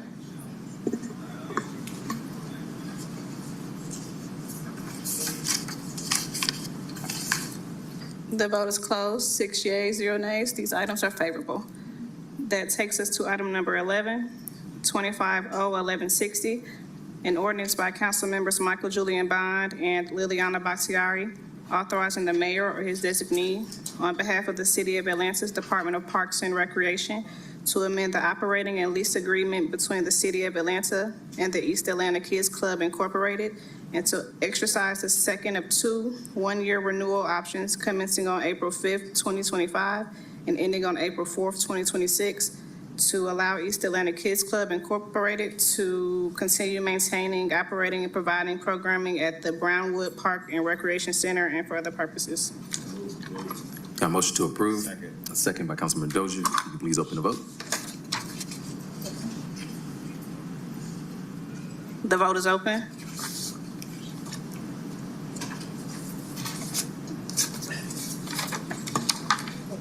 The vote is closed. 6 yeas, 0 nays. That item is favorable.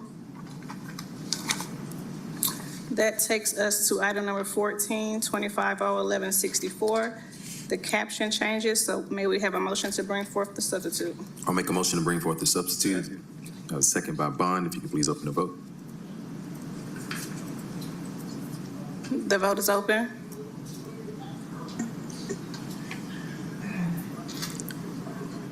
The vote is closed. 6 yeas, 0 nays. The substitute is before you.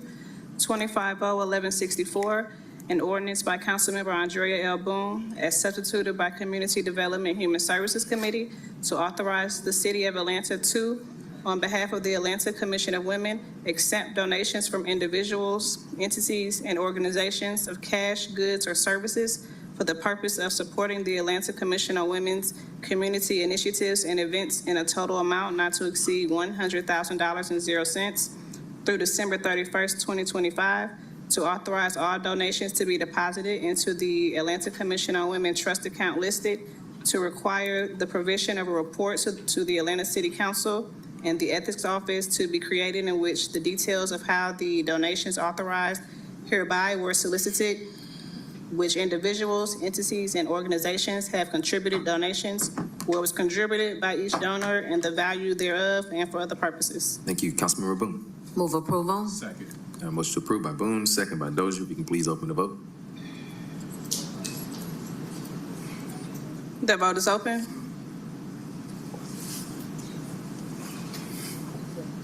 The vote is closed. 6 yeas, 0 nays. This item is favorable. Favorable on substitute. This takes us to item number 15, 25-0-1165, an ordinance by Councilmember Andrea L. Boone authorizing the mayor or his designee on behalf of the Department of City Planning to amend special procurement agreement listed short-term rental software with Granicus SAS LLC to add 2 one-year renewal terms in an amount not to exceed $194,591.33. All contracted work to be charged to and paid from the account listed herein, to waive certain provisions of the City of Atlanta Procurement Code and for other purposes. Thank you. I had Director Pace here to speak to this. I just saw Commissioner Prince leave the room. Oh, there he is. Yes, sir. Can we speak to this short-term rental software? Good afternoon, Chair, council members.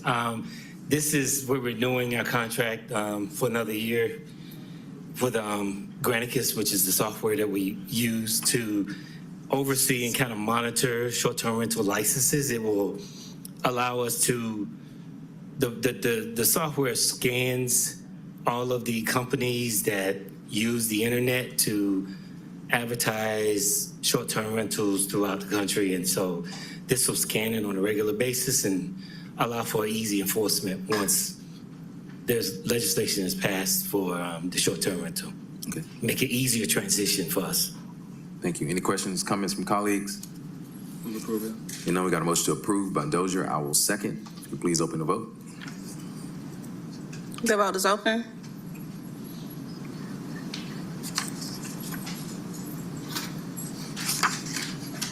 Will everyone please vote?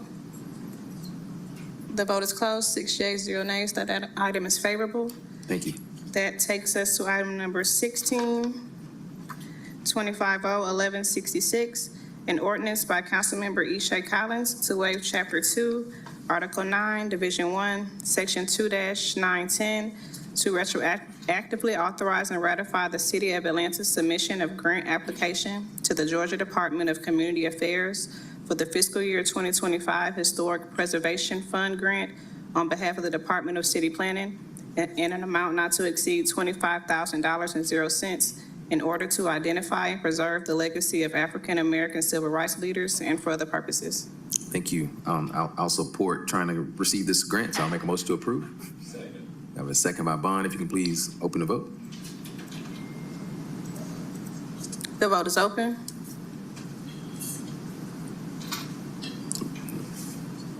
The vote is closed. 6 yeas, 0 nays. This item is favorable. That takes us to Section K, Resolutions, 25R 3287. A resolution by Councilmember Antonio Lewis to establish the Muriel M. Davis Legacy Commission to honor his contributions as a faith leader and community advocate through his service at Mount Memphis Church and for other purposes. I'll make a motion to approve. Second by Bond. If you can please open the vote.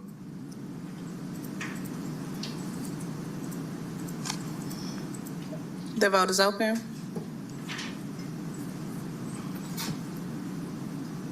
The vote is closed. 6 yeas, 0 nays. This item is favorable. That takes us to number 18, 25R 3288, a resolution by Councilmember Antonio Lewis to establish the Maurice Stone Davis Legacy Commission to honor his contributions to the community as a business owner and community leader and for other purposes. I'll make a motion to approve. Is there a second? Second by Bond. If you can please open the vote. The vote is open.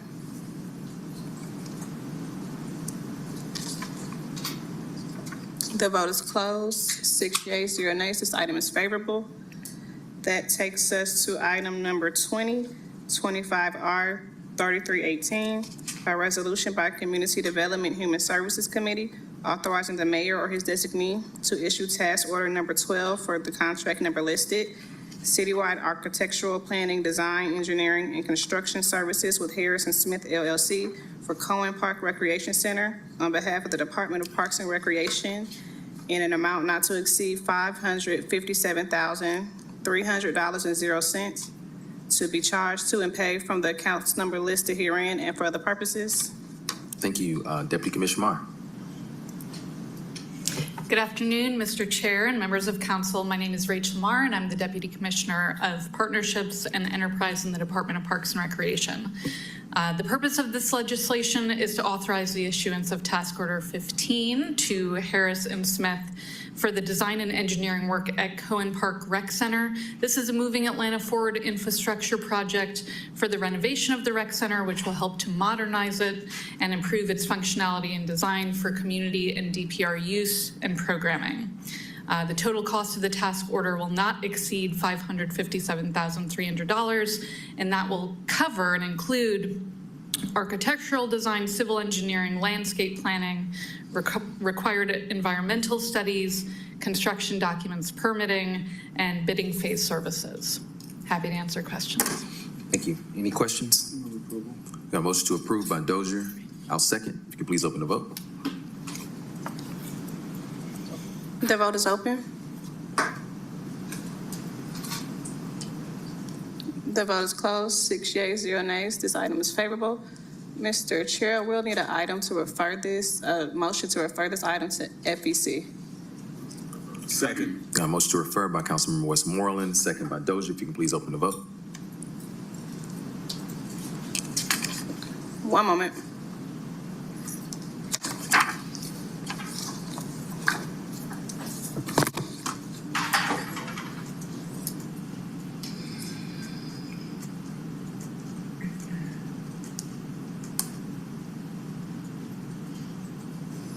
The vote is open. The vote is closed. 6 yeas, 0 nays. This item has been referred to FEC. And Mr. Chair, that concludes our legislative items. You made it. Councilman Dozier. Just real quick, want to invite members of the public, colleagues, and anyone who cares about Atlanta's legacy institutions to the grand unveiling and launch of our very first City of Atlanta Legacy Business Program next Tuesday, April the 1st, at 5 o'clock p.m. at Pittsburgh Yards. This is something we've been working on as a body since 2022 when we passed that first resolution, and then we get to now launch that program and see it made real. And so if you know any businesses that have been operating in the city for over 30 years, please make sure they know that the city has their back, and we're going to work to make sure that they can continue to thrive and survive and be cherished for another 30 years. So I hope to see y'all next Tuesday at Pittsburgh Yards. All right, Councilmember Bond. Thank you, Mr. Chair. Just wanted to announce that since we'll be out on April the 2nd, our food distribution program will restart. We will be at the Ben Hill United Methodist Church April the 2nd at 2 p.m. We're going to a monthly distribution as opposed to weekly. And so we encourage all of our residents who would benefit to please come by. Again, that will be at the Ben Hill United Methodist Church on Fairburn Road, April the 2nd at 2 p.m. All right, thank you. Any other parting words, comments? Seeing none, we stand adjourned.